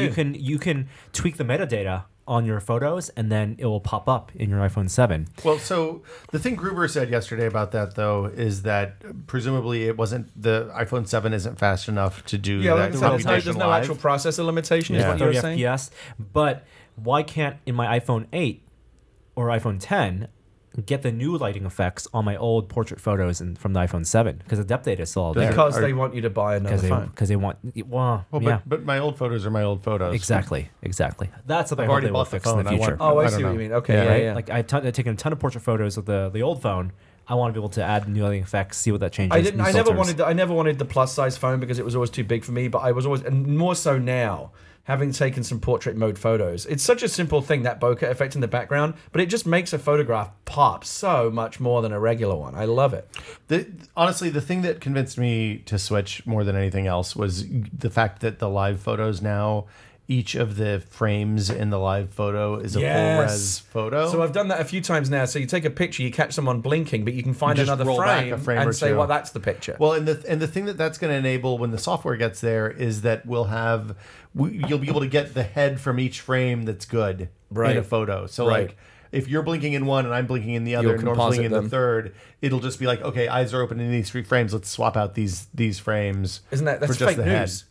I mean, You've created fake news. Look, Photoshop's been around You've for a long time. created the illusion Gary. that everyone in the picture is happy at once, which is not reality. If you have a phone, an iPhone that has the 2 cameras and depth effect, there's an app they recommend. It's called Focus, Focus, F-O-C-O-S, and it lets you actually see what the depth map look at is that. of That's your phone. really creepy. Oh, that's fucking amazing. That is like some lawnmower man shit. And you can actually adjust the depth effect, the bokeh effect, based on these depth layers. That's amazing. Yeah. That's it's like a 3D scan of your. I mean, it's literally what it is. It's a 3D scan It of is your a 3D head. scan. It's a depth map of the head map of the texture. But it's like a weird death mask or something. Like, that's really creepy. Yeah, it tells you where the background's separated and all the layers of your face. And this is what basically that depth sensor in the front of your face. I want to be able to scan that and then have that show up in like my NBA 2018 or whatever. It's gonna happen. So That's gotta happen. Norm, I got as a photography man. Yes. Do the cameras being vertical instead of horizontal make a difference? No. Okay. Absolutely not. Okay. In that distance, Yeah. it's basically Is that the same. just Okay. a design choice? Yeah, I think it's a design choice to make you look like. Now, I thought it had something to do with AR, like maybe the depth, the second camera, the wide it's angle. better at the- yeah. I mean, why because would the it way make- you angle. Why would it make a difference? Because you're just as likely to take a photo this way as this way. Well, in terms of how you hold your phone to objects, like if they expect more people to use their phones in landscape, then the cameras are side by side. I don't think it actually makes that much of a difference. Okay. Because it works with both the 8 and the 10. I think it's now, a pure when you design first decision. got this, you sounded a little non-com. You were like, I don't know if I'm going to. So the OS is still the OS annoys me. I mean, the OS isn't great. Like the difference between Google Assistant and Siri is enormous and astounding, and it should be the thing that Apple is more worried about than anything else. But let's And I'm get sure real. they are. You're not going back to Pixel. I don't know. I mean, I sent it back. I mean, I have the Pixel 1. Wait, so okay? So you're saying that the kind of the Google Assistant is an eminently usable piece of software. Like I use it to put appointments on my calendar. Do you think it's the best of all the assistants out there, like Alexa, Well, it's definitely Siri, better than Cortana. It's better than Siri. I've never used Cortana. Alexa is limited. Like Alexa is really good at the things that it does, like the playing music on Spotify and turning off the lights in my house and answering dumb questions. Yeah. Terrific. Everything else, not so good. Just on the phone, I've always felt like, because you can get the Google app on your iPhone. Yeah, it's in and I've always there. felt like the voice recognition was better on that. So the difference is on the Pixel 2, you squeeze the bottom and you say, make an appointment for, I'm meeting Gary squeeze for it? lunch. You squeeze the phone like this. Okay. And you say, I'm having lunch with Gary on Tuesday at 2 p.m. at blah, blah, blah. Yeah. And it's like, okay, I'll add it to your calendar. And it just does it all. And it's there. And the words are right. Like, because it's Google, they're good at proper nouns. So when I'm on This Is Only a Test or the Giant Bombcast, it gets that right. It doesn't munge up the words. It's good enough that I'm actually going to buy a Google Home for my office. I was thinking about getting one of the. You minis. can get the little ones for $99. Yeah, now, the little the dot little ones versions. are $59. 59. Yeah. Wow. And Are I'm they gonna put as that on good? I mean, aside they don't have full speakers, but I don't care about the music because Yeah. I have a Sonos in my office. Yeah. I just want it to be able to add appointments. And you can call people with it, which was nice. can I have it add it to my Apple calendar, or would it only go to my Google calendar? I don't know. I'm gonna look into So I it. use my Google Calendar as my primary calendar. Right. So Yeah. I don't know. I'm locked into that. Yeah. So let's move on from iPhone stuff to a couple more things to talk about in tech. A big announcement, other really big tech announcement this week. Elon had another big showing. The semi truck. The semi truck And the Roadster. And with the Roadster. The surprise. That was the Roadster surprise inside. package. That was the one more thing. He did a one more thing. He one more thing to us. And it was He's amazing. getting much better at these talks. Like when he first started doing them, he was a little hinky. So and the he's semi truck been is really supposed to be a good. big deal, right? That's world changing. We had Logan come out this year, and we're Yeah. gonna get semi trucks, autonomous semi trucks. How big is that fucking battery that it can power a semi truck Yeah. across, hundreds and of a haul. miles? Yeah. So Yeah. I thought the trick on semis is that they don't have massive engines. They just have incredible gearing so that it's Yes. like... So does this have still a massive transmission? Or I don't do we know. I have no idea because you don't need a semi-truck to go 100 miles per hour. You don't need, the high torque actually is not a good thing for that weight and the aerodynamic. You need you need to. Well, you want high torque at low speeds and low torque at high that's speeds. Right. Yeah. So. And for the foreseeable future, it has a cab. You're going to have a driver in there sitting in the thank middle God. in the cockpit to look down at it. I think it needs like cameras all around it because this is other semi-truck drivers on the road are going to mess with it. Oh, you think they're going to want to take it out? Yeah, they're going to want the failures because this is going to take their jobs. Well, yes. I mean, the self-driving. I mean, you know, and this is a bigger conversation right now. Like the real economic danger is not China or whatever; it's automation. And truck people like long-distance truck drivers, and a lot of there's a lot of people that should be worried about their jobs right now, and that's scary. Yep. I wasn't even thinking about it from that point of view, just in terms of the fuel efficiency, and it's obviously something that companies are going to find very attractive. Yeah, I mean they're only doing this because it makes sense financially for the truck companies, but it's not gonna be a switch. It's not one day, next day all the trucks on I-5 are gonna be autonomous Tesla trucks. It'll take 10 years. It'll take a little bit of time. And so I read something about like a fleet mode where the lead truck in a convoy would actually have a real driver, but the others behind it are automated and follow the driver. This is a plot of the next Fast and Furious movie. Yeah, hijack. Well, they did it already, right? The self-driving cars. They did a self-driving car hack in the last one. And the first film was all about hacking. That? Hacking the hijacking the semis. I was at a Valley investor screening. I heard about this. Yes. Yeah, it was real. People like shit bricks when that happened. Anyway, not real. Yeah. So, but the Roadster is the other big thing, right? This is their supercar. Is it just called the Roadster? Yeah, Tesla Roadster. Okay. It's $250,000 base model. Base model. And the base model will do 0 to 60 in 1.9 seconds. But does that put it in like Veyron territory? Which is very nice. And one of the great things about these electric cars is they pick up way faster than regular combustion engine cars. Again, when are you ever? It's a nice statistic, but when are you ever going to do that? 0 to 100 in like 5 seconds. It also has a 600-mile range. Wow. And that's the base model. Yeah. So apparently it will be even faster. It's a very nice statistic, and it's very impressive. Yeah. But unless you have your own racetrack, there is literally no real world case for you to go from 0 to 60 in 2 seconds. That's right. I mean, 100% correct. Hey, Norm, watch this. That's the real world case. Well, have you read? Have you felt your cheeks flap today? That's the thing. I think the people that are buying this car probably do have access to private roads and things where they can go do this. I mean, they live in Montana. Go to Sonoma, they go to the raceway, and these people who buy supercars either drive them in Dubai on long stretches of desert, or on the autobahn, and so there are places for people to drive these cars. It's actually much cheaper than like your $500,000 supercar. Yeah. I mean, because a Veyron cost $1 million. Yeah.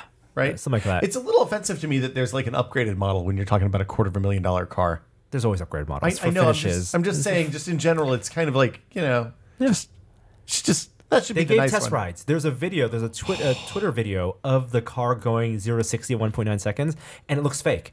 It looks like a Captain America Winter Soldier action scene, like somebody cranked up of the car accelerating, cranked up action. Yeah. Wow, it looks, I got to look at that. It's and I don't know anything about this, but I'm sure I'm right in saying that they've already sold every pre-order they have. It won't ship till 2020. So yeah, there are plenty of people out there who are Tesla fans and Elon fans and have the money to put into this. Yeah, I mean, this is aimed at the 0.1%, right? That's who it's for. 1%. You ever watch those YouTube videos? And again, over the course of the next 10 to 20 years, they'll be for everyone. Yeah. But right now they're expensive to make, and so they're obviously aimed at elite. Make more Model 3s if you want to change the world. Come on. Yeah. I think they're making them quickly enough. Yeah.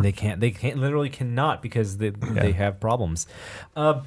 You've seen those YouTube videos of people who just do luxury flights and that's their YouTube channel? What? I was watching a couple of these yesterday. This is something you should get into, Gary. I saw the Emirates one. Why would I get? Because it's amazing. Okay, so Sultan class. If 5 years ago, if you came up with the idea, that's all you'd be doing these days. These are vloggers who have hundreds of thousands of subscriptions, sometimes millions of subscriptions. So this is paying for their flights, the subscriptions, or they get free flights. Yeah, they get free Oh, flights. because they want the publicity. They go Oh to my God, trade what shows a and they fly grift. around the world. What and a scam. I all love they it. do is show you what life is like in the 0.11%. Like when you fly to like 0.01%. Dubai on like the A380 It's lifestyle or of the something. rich and famous. It's lifestyle from the vlogging perspective. So like the one I watched was a Sultan class.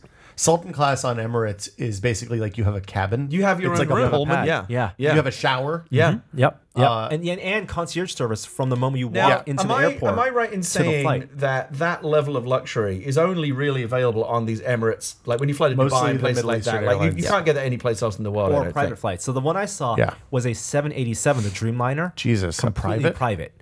It basically was a hotel, private bedroom in the back, Not king for size one, bed. not for one person, but like a charter flight kind of thing.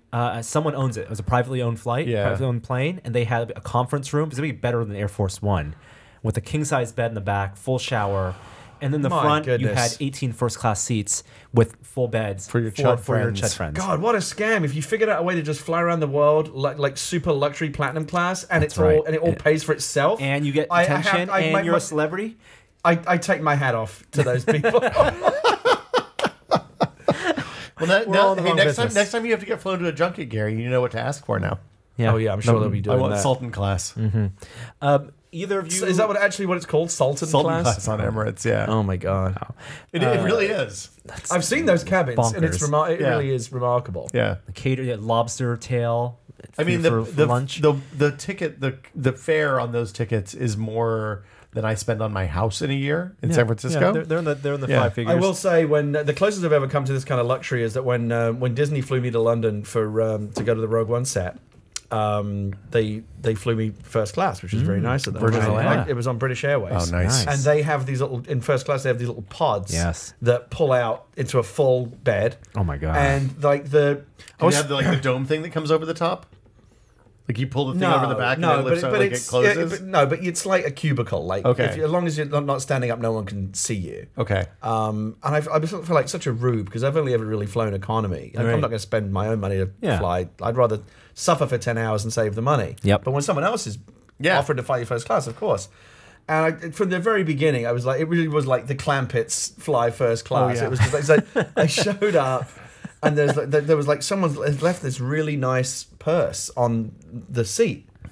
And I tried to give it to the attendant, say, I think someone left this purse. And they went, no, that's for you. That's like your goodie bag. It just because it doesn't come in like a piece of plastic. it's Wow. a toothbrush. It was like this thing with Shaving kit. it was a really nice purse, and it's just something they give you. And then the food, it comes on again. It comes on a proper plate with really nice cutlery. Did you put on pants for this? And Did it's you have a metal and knife? And it looks like a real chef actually cooked it. And it's Yeah. like, oh my god, is this how they That's how they 1% live? It's how they live. I kind of get it now. I got why would they wanna give it up? But it fucking ruins you for life because the next time yeah. you're flying on your own nickel and you're back in economy, you're like, this is inhuman. How do people live How like do this? people tolerate Yeah. this?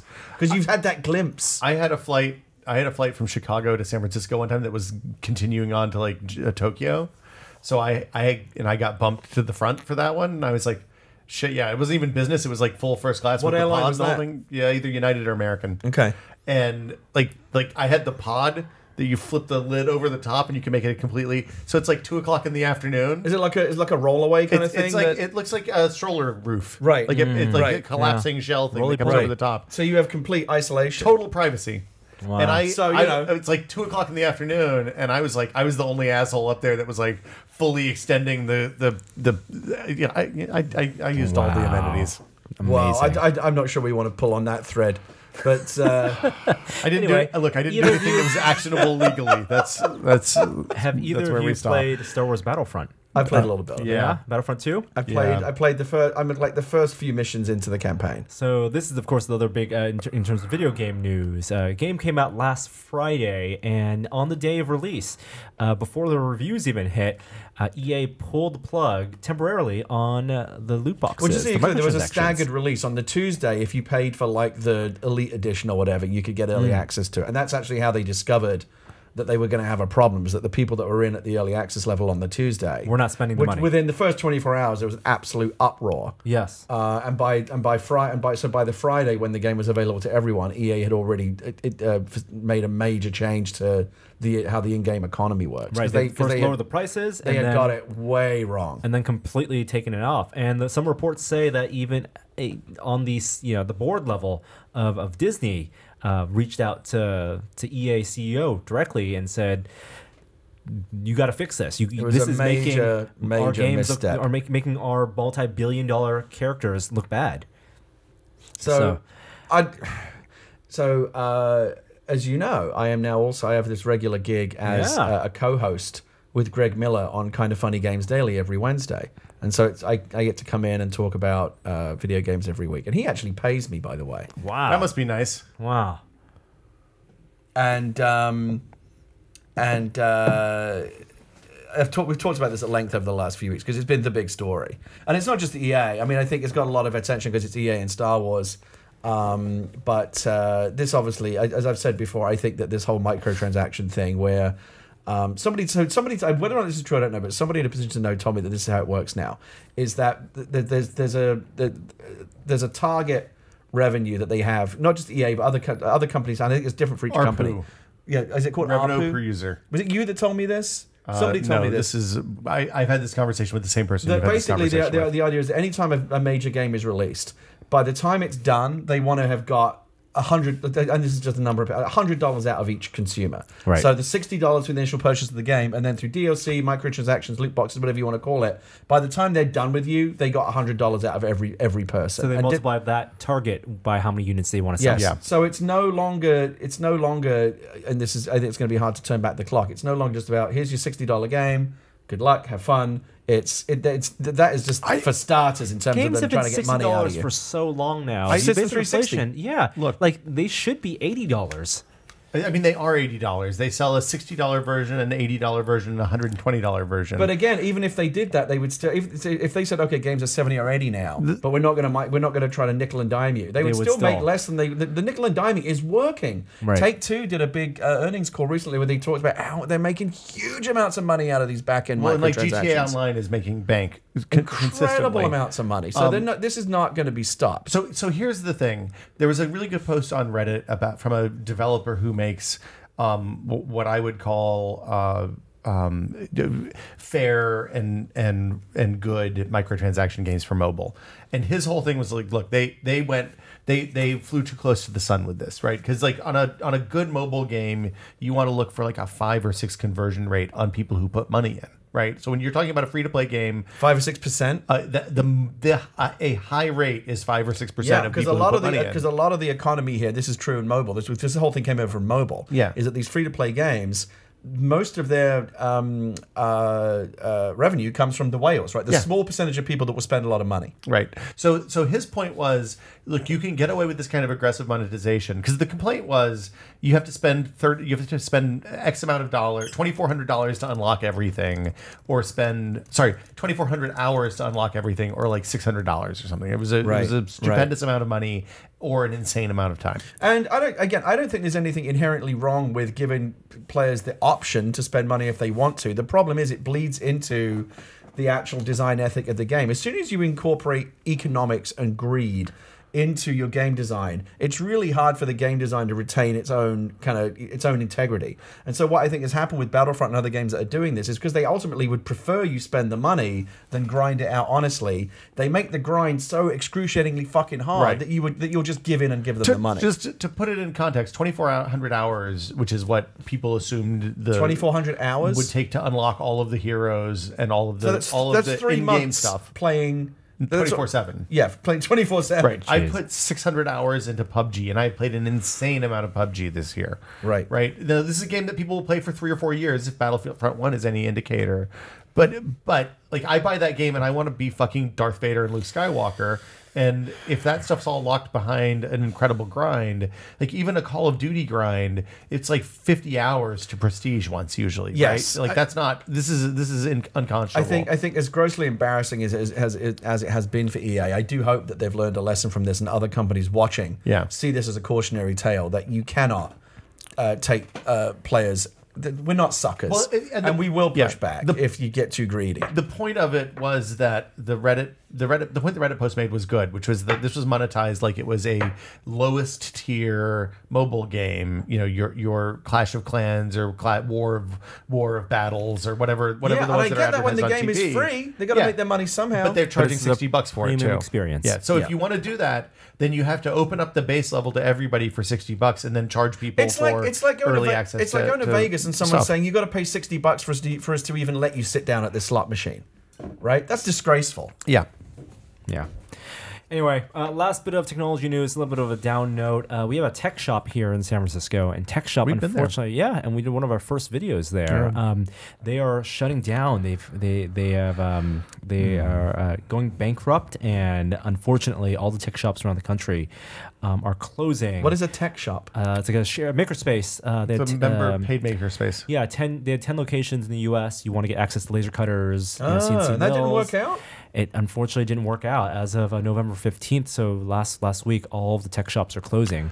Now, some of the people who have supplied gear to tech shops, Inventables, Glowforge, they're offering big and 3D print form labs. They're offering big discounts to people who are tech shop alum.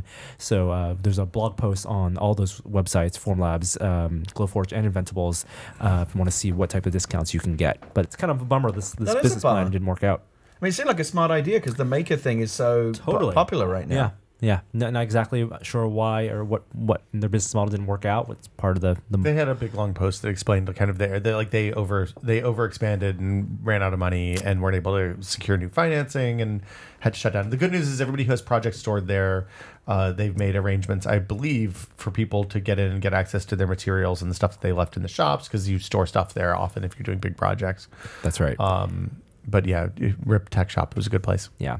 That does it for technology news and discussion. Before we move on to our next segment, I also want to thank the other sponsor of this week's show, and that's Joule. Joule Sous Vide by Chef Steps.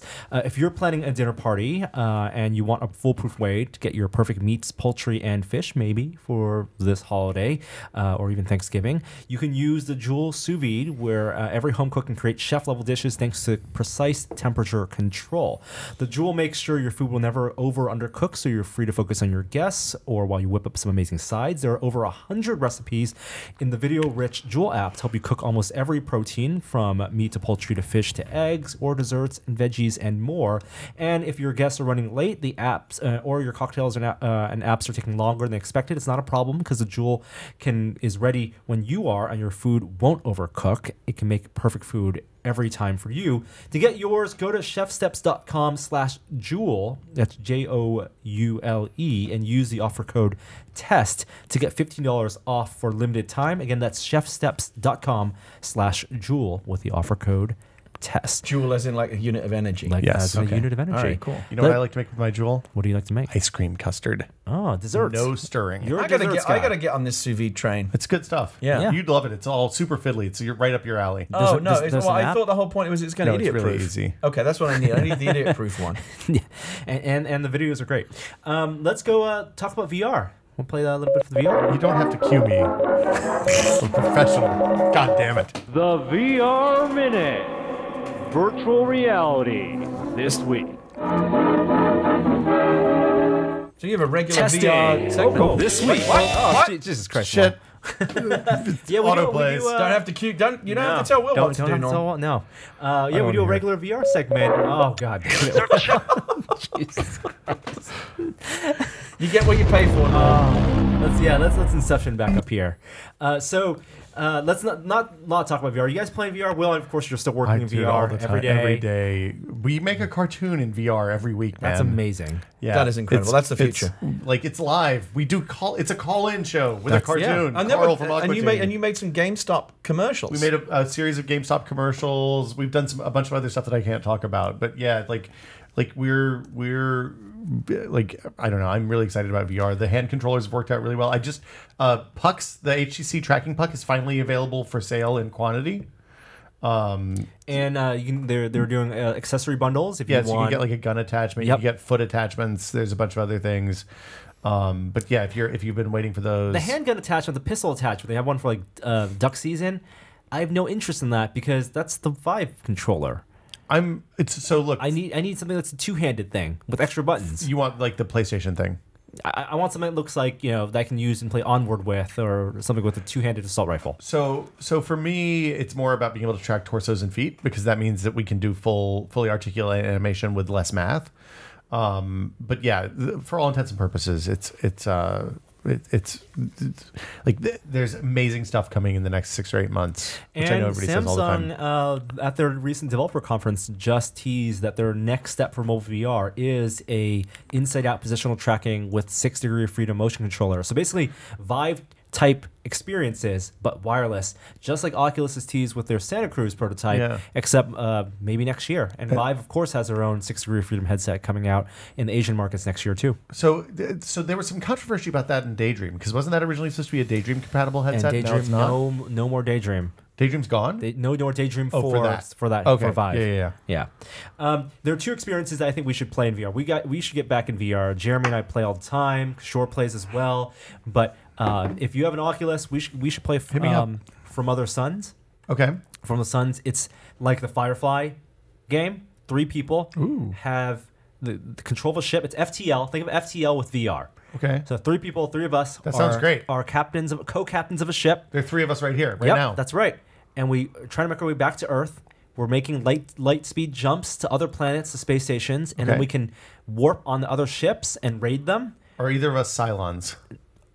If Well, you you wouldn't die, know, would you? you become a robot. Nice. So you can be a robot. Okay. And they sometimes board your ship and raid your ship. Real humans or bots? No, robots. Okay. And it's like FTL. If everyone dies, that's it. You got to start back from the beginning. That sounds great.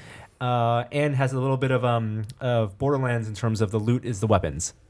Oh, that sounds really good. I'll give that a try. Yeah, I'll try that. Yeah. It's an Oculus game? What else should I? Because I haven't played in a while. Because I'm going to other fire up thing- the Oculus again, what should I be looking at? That you should play if you haven't played Lone Echo. I Lone know Echoes, that's the people have been one. talking about that. What was that game called, that last one? Norm? From Other Suns. It's from Gunfire Games, the people who did Chronos as launch title and worked on the Dead and Buried. The other game that just came out as a beta that we should try. I haven't tried this yet. Remember Payday 2? I love Payday 2. Oh, it's in Payday VR 2, now? it has VR And rob support. banks in VR? 4 of us could rob banks Do I get to together. wear a mask? In VR. We're gonna put on a mask. Fuck You yeah. take off the mask, the people won't know. Is this who you are. Vive and Rift or It's just Vive. Rift? Okay, Vive. Okay. But you could use the Rift on the Vive. Yeah. But the full VR support for the full game will be ported over next year, but the beta is out now. And there's cross compatibility. People on desktop 2D screens can play with you, so there's no shortage of players. nice. Interesting. Yeah. So I saw people talking about Skyrim VR the other day. Is that out finally? That is out for PSVR. I've heard it's PSVR. good. So I have a PSVR, and it is the most comfortable of the 3. The resolution is not good enough for me to enjoy Skyrim for 40 hours, 100 hours. So I'm going to set up PSVR. I have people coming for Thanksgiving, and I want a way to show them VR that doesn't involve putting people into the Vive and babysitting. So I'm going to PSVR set is that up great. in the living room for Super that, I think. Hypercube. Yeah. Super I'm very much Hypercube. looking forward to the Oculus Go for the same reason. Like, you want to just be able to put it on and not worry about being tethered or like even putting your phone in there. Well, the Oculus Go is 3DOF. What you're waiting for is Santa Cruz. Which one is? And what? That's the standalone, essentially the current Oculus, but without Oculus any Go of the lets you sensors. do rotation, but you can't move. You can rotate, You but can't you can't walk go around. So we'll with get this. there, and I really want to get to the point where I'm not having to worry about getting tangled up in wires all the time. Yeah, totally. That's it for VR talk. It literally is a minute. Let's talk about what we've been testing, Will. Testing this week.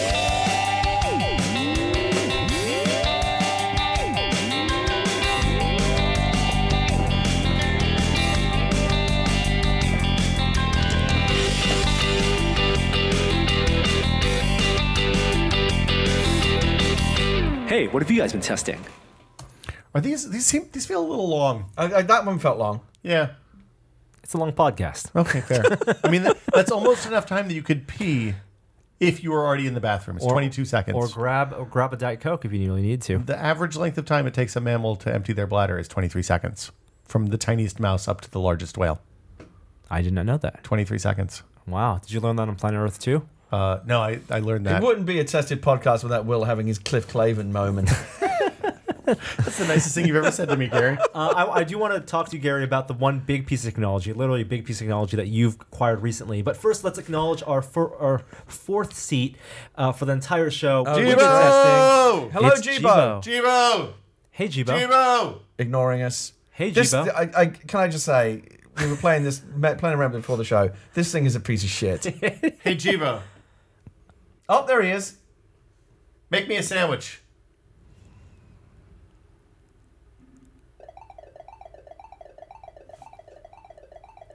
Piece of shit. It's Sorry, I looked it up, but I'm drawing a blank. Absolute garbage. So Time and this, Magazine's best invention can of the we- year. can This was one of Time Magazine's top 10 inventions of the that's year. right. If you go to Time Magazine for tech news, you're going to be disappointed literally every time. Except for, is Harry still there? I don't know if he writes for them. So Harry Harry McCracken. McCracken was at Time for a little while Yeah. and was that was great. So for people that don't know what this, let me explain it as best I can. This is like your Amazon Echo or your Google Home, except it's mechanized. It kind of has like this anthropomorphic kind of robot. It's like the cute robot that sits on your desk, but it doesn't do anything. It can't play music. It has very limited, all the things that you expect Alexa and Google Home and Siri to be able to do. It can't do any of those Nope, things. it cannot. It can take your picture. It can tell you the weather. And It can't even play music. That's like the most basic thing you expect these things to do. Yeah, yeah. The big selling point of it is that it's anthropomorphic. You see Right. right there. That is something that we've not seen aside from the voice of those other home assistants and devices. And this is a robot. So it looks at you and can follow you around the room and Yep. take pictures of you. Yep. Oh, you got to turn these things off, Will. My mom's silent. Yeah. So I don't. This Yeah. obviously is one of these crowd-funded. Like I said earlier, this is like the Juicero, except it doesn't even fucking make juice. Can't make a sandwich. Yeah, you can't do anything. Yeah. So just to put this in context, when we originally saw this, it was before the Alexa was even announced. That's right. Like we signed on for crowdfunding before I quit tested, so it was 2015 sometime. Yeah. At the Oh, maybe it was even early, 2014. 2014. Yeah. I mean, I think it's the name of the podcast episode. Jibo, make me a sandwich. Yeah, and at that point, having a voice thing that was standalone that wasn't powered by some giant company was huge. These guys are just really early, right? And I think the thing that they've locked onto is the fact that they're experimenting with robotics. Like, does it make sense if the intelligence is there, if the utility is there, in terms of it being a digital assistant as functional as in a Siri, Alexa, or Google Home? Does it make sense for that device to be anthropomorphized? I understand the appeal of making these things your plastic pal who's fun to be with. I get it. Yes, Will gets that reference. Yeah, it's a good one. But I'd rather it just be functional. And so far I haven't seen any evidence of real functionality, certainly far less than other devices on the market that are way cheaper. Mm-hmm. This to me, I think there's always been a place where this over the years we've seen like the Sony Jibo and things like that, toys for people who have way more money than sense. There is a market for that. This thing screams Marvin's design from the Hitchhiker's movie. It does feel a lot like Marvin. Totally. And it moves a little bit like Eve. A little, Yeah, I mean, that's yeah. I like the two gimbals works really, like, that's nice. Yeah. It moves nicely. But simple things like it doesn't even look like a real.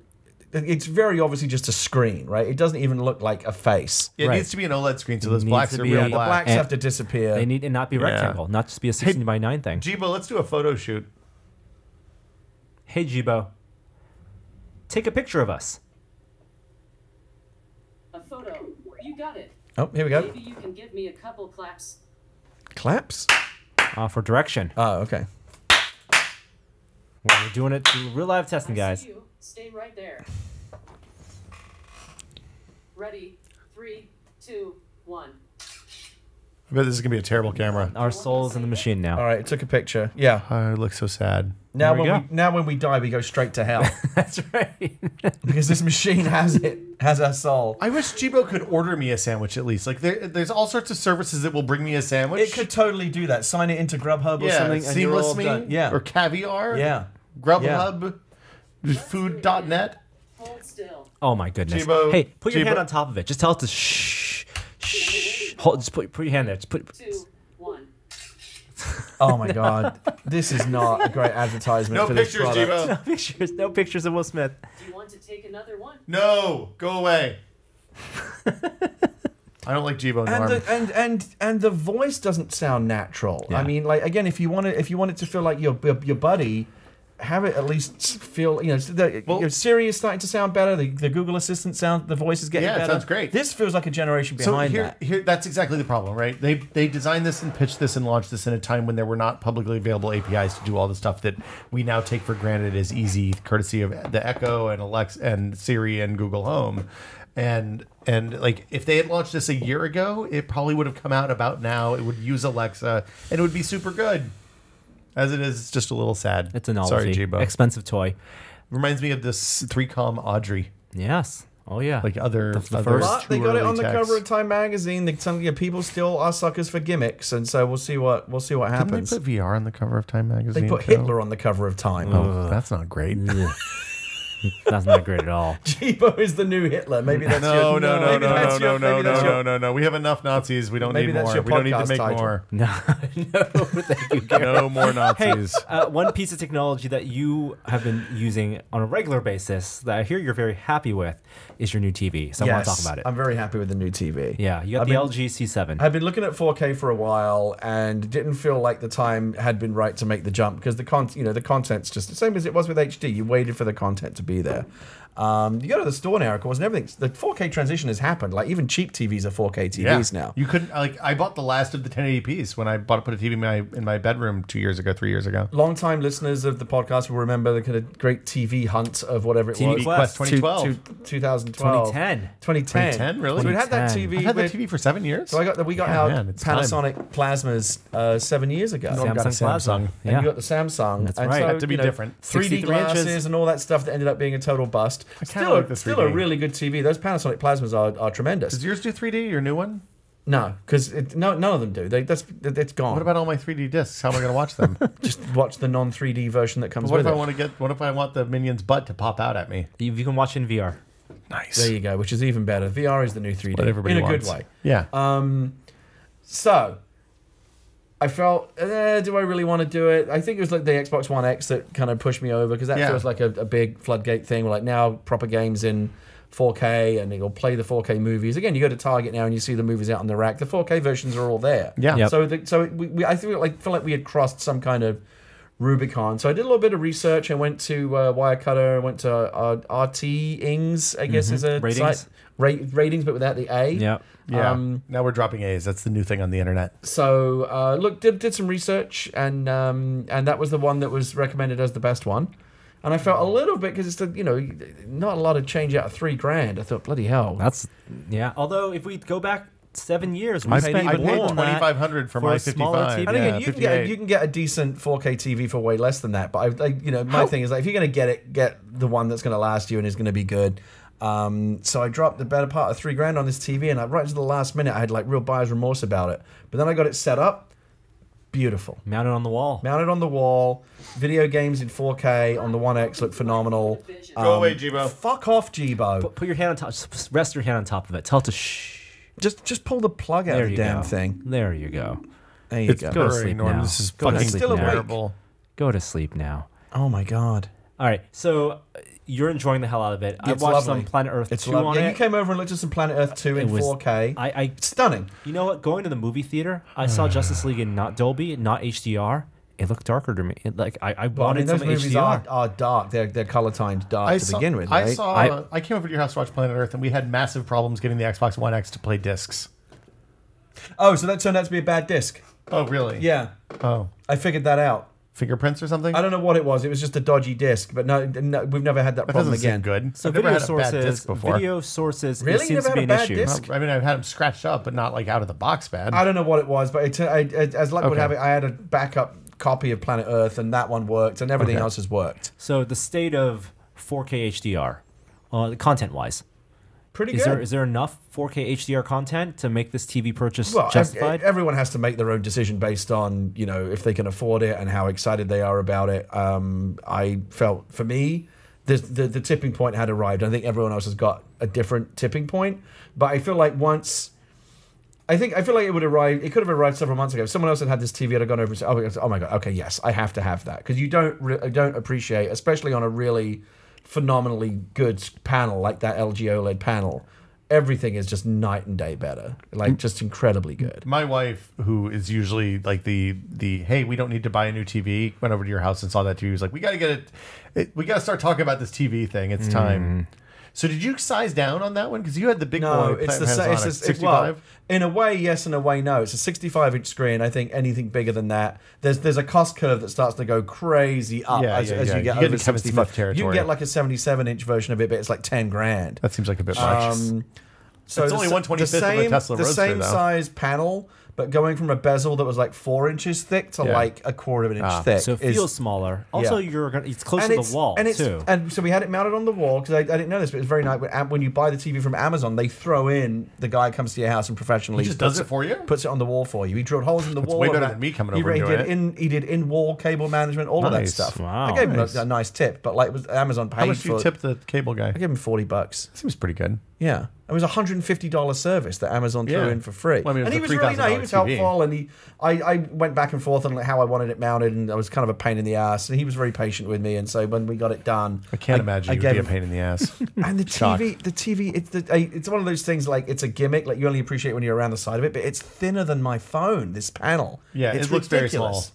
So Like literally, when you're like dead onto the side of it, it almost disappears. You can't see it. The thing that blew me away is I think the HDR is much more important than the resolution. A lot of people have said that, and I think that's right. And I would have never guessed that until I saw it. But when you see it in person, it makes a big It difference. depends on the content. In video games, you definitely notice it. When you play Assassin's Creed Origins, or we were playing some FIFA, it's almost creepy. Like it doesn't look like a video game anymore, and it takes a little getting used to because there's no like every edge and every line is so razor sharp, and it just the text is so razor crisp that it's almost off-putting. It takes a little while to get used to. I think ACO looked better than anything else I saw.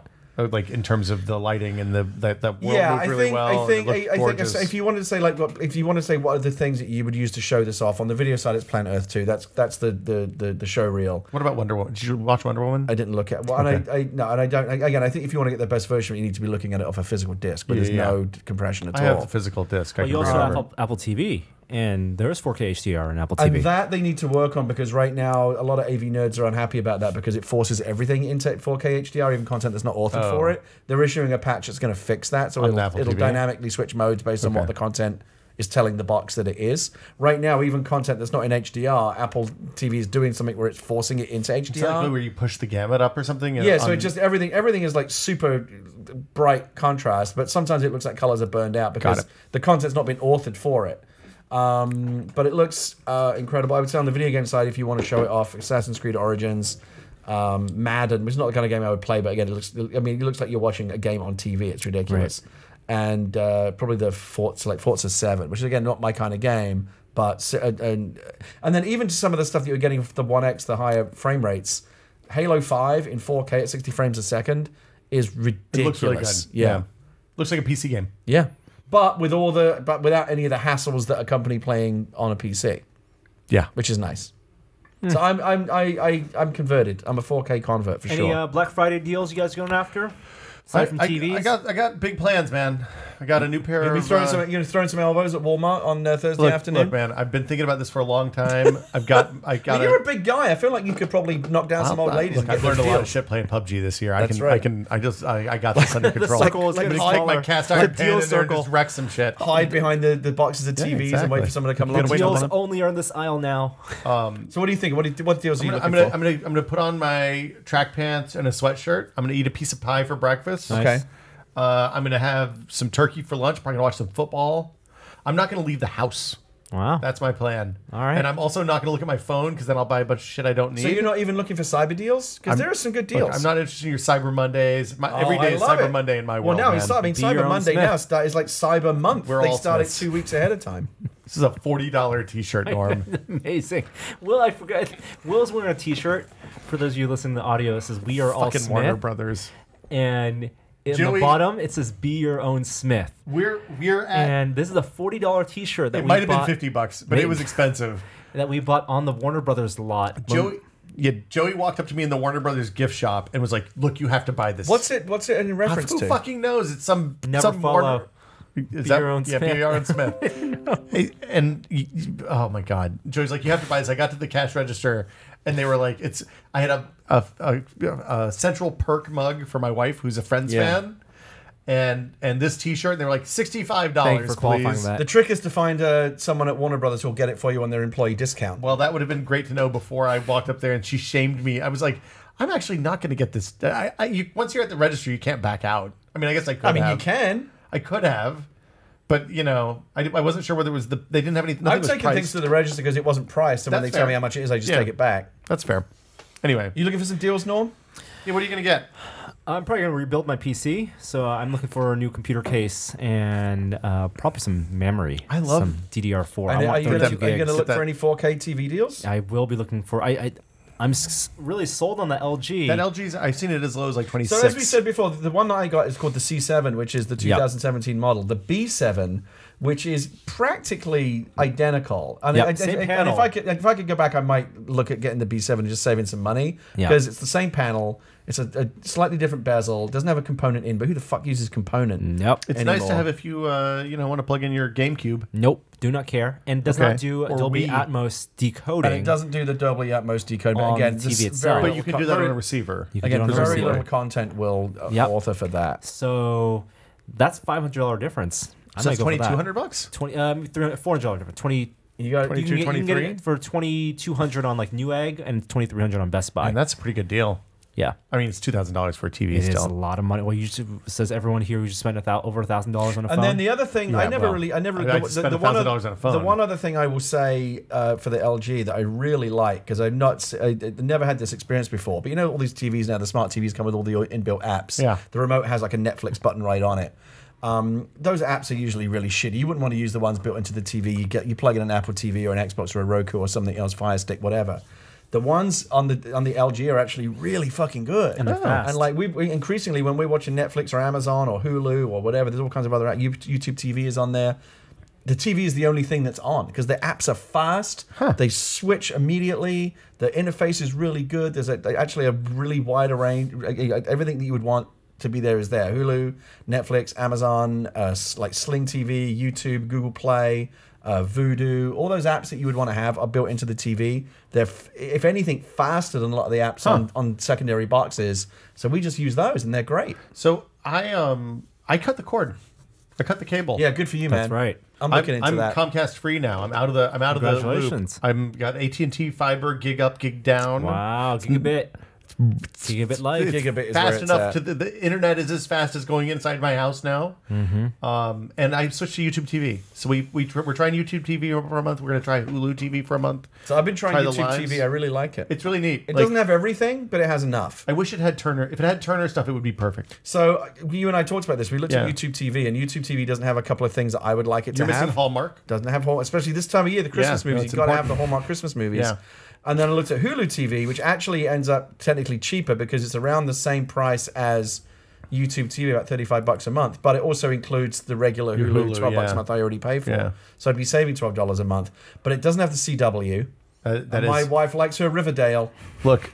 She got to get her. That's Archie, true. she got to get her a fix at I Archie like. Jughead. I mean, you got to get that jingle jangle, man. That That shit will fuck you up. Riverdale is like the Jingle Jangle. Yeah. You got to have it. You got to have it. I actually tapped out of Riverdale because it's got so ridiculous this season, but my wife is still I like the liking it. ridiculous. I don't know. think the ridiculous makes it good. I kind of like that the guys running the show are like, you know what? Fuck it. Let's just get really. What can we silly. get away with? What can we get away Yeah, with? that's. I assume that's what their And conversation so there is some starts. enjoyment to be had there, and so like Hulu has. Again, Hulu has Turner. It has which is- Cartoon I like Network, Turner which I need for Adult Swim. And I like Turner Classic Movies. Yeah. I like TCM. Yeah. But so there's some things. There's no one package yet that has everything you would want. Sling has a lot of that stuff, but I don't like the Sling app very much. The thing that Gene and I decided it was going to just happen is that we're going to subscribe to one of the live TV services and then plan to buy the 2 shows that are on networks that we don't watch on iTunes or whatever. Right. Because and still save. Like we're down $75 a month on versus what we were paying for cable on the Hulu stuff or YouTube. So you can buy a lot of $30 seasons on iTunes. Yeah, so I still have Comcast, and once I discovered that YouTube TV was actually really good, I fully intended to cut the call. I was I was excited about you were ready to go. I'm going to call them tomorrow. I can't wait to tell those motherfuckers to get out of my house. Yeah. But then I realized I couldn't get Hallmark. So I'm going to get through the holiday season. I need Okay. my Hallmark movies. Yeah. And then right as the holidays are over, I'm cutting the cord. So HBO, you got to pay for that separately. That's HBO fine, Go? 15 Yeah, bucks, you that's just fine. go to HBO Now instead. Yeah. But given how much Comcast gouges you, Yeah. you still come out way ahead, even if you have to add on a bunch of a la carte stuff. And the nice thing is, like, with at least with YouTube TV and Hulu, all the apps work. So like, my kids can still watch Disney XD or whatever Disney app she likes, Right. and that stuff all works. The thing I was super surprised at how nice the Comcast cancellation process was after Oh, Veronica Belmont's they didn't put up terrible a fight? experience a few years ago. I expected them to put the screws to me. Did they try to like offer you better deals or anything? So yeah, like first? they said, "Hey, why are you leaving?" And I said, well, I've got better service in my area, and you guys are unreliable. And he's like, "Well, we can offer you some deals. We can get you upgraded and get service out to fix your service if you'd like." I was like, "Look, realistically, there's nothing you're going to say that's going to convince me to stay. Let's just skip to the So bottom let's of your little phone not script waste here. each other's Yeah. time." And he was like, "Okay, that's great." And it took the total call time was 8 minutes. Did you have to pay any kind of cancellation? I was on a contract for 2 months, so I paid like $25, which, considering that I'm saving $120 a month, I was Again, totally happy to I'm do. sure they're going to hit me for some kind of cancellation. Again, whatever it is, I'm still going to net You're out. better Yeah. off. You're Yeah. 2 months out in, you'll be better off. Yeah. Yeah. Yeah. Awesome. Okay. That does it for this week on a very special Thanksgiving miracle episode of This Only Do you think Test. What are you people guys would be- do thankful think for? Hold people on. would We be did- we listening to got- this while they're having their Thanksgiving I dinner. hope so. Yeah, that'd be great. Or while shopping. Yeah. Yeah, or while like, Waiting your car, 3 stampeding a.m. through the front door. Heater on. Best Buy. Radio on in the car. Outside of Best Buy. Getting ready to do the sprint. Waiting. You've got your ticket. Yep. You stood in line for your ticket. Now you're waiting. Rubbing your shoulders. Oh, boy. Power needs to be on the podcast, not on the heater. Are you in charge of turkey this year, Norm? No. Okay, you did that last year, right? No. Or you're no. I got Midwestern Thanksgiving now. Oh, you're splitting families. Yes. Wow. Yeah. When are you traveling? I'm traveling on Wednesday night. Yeah, he's a madman. Oof. Did you be like fine. the spatchcock last year, Gary? Did I what? The spatchcock turkey? What is that? When I cut the backbone out of the turkey, make it flat on top of all the stuffing. I don't remember. You didn't even I remember there you were was just too food. busy shoveling. I remember there was food on my plate and I ate it. Yeah, you did. That's Yeah. something to be Okay, thankful for. Mission accomplished. There All you go. right. I was good. It was really good. This week's outro comes from Mike Bucciaroni. You ready? I'm ready. We done? We're done. You sure? Yes. Okay, I'm playing it. Hi there, I didn't see you. That's it.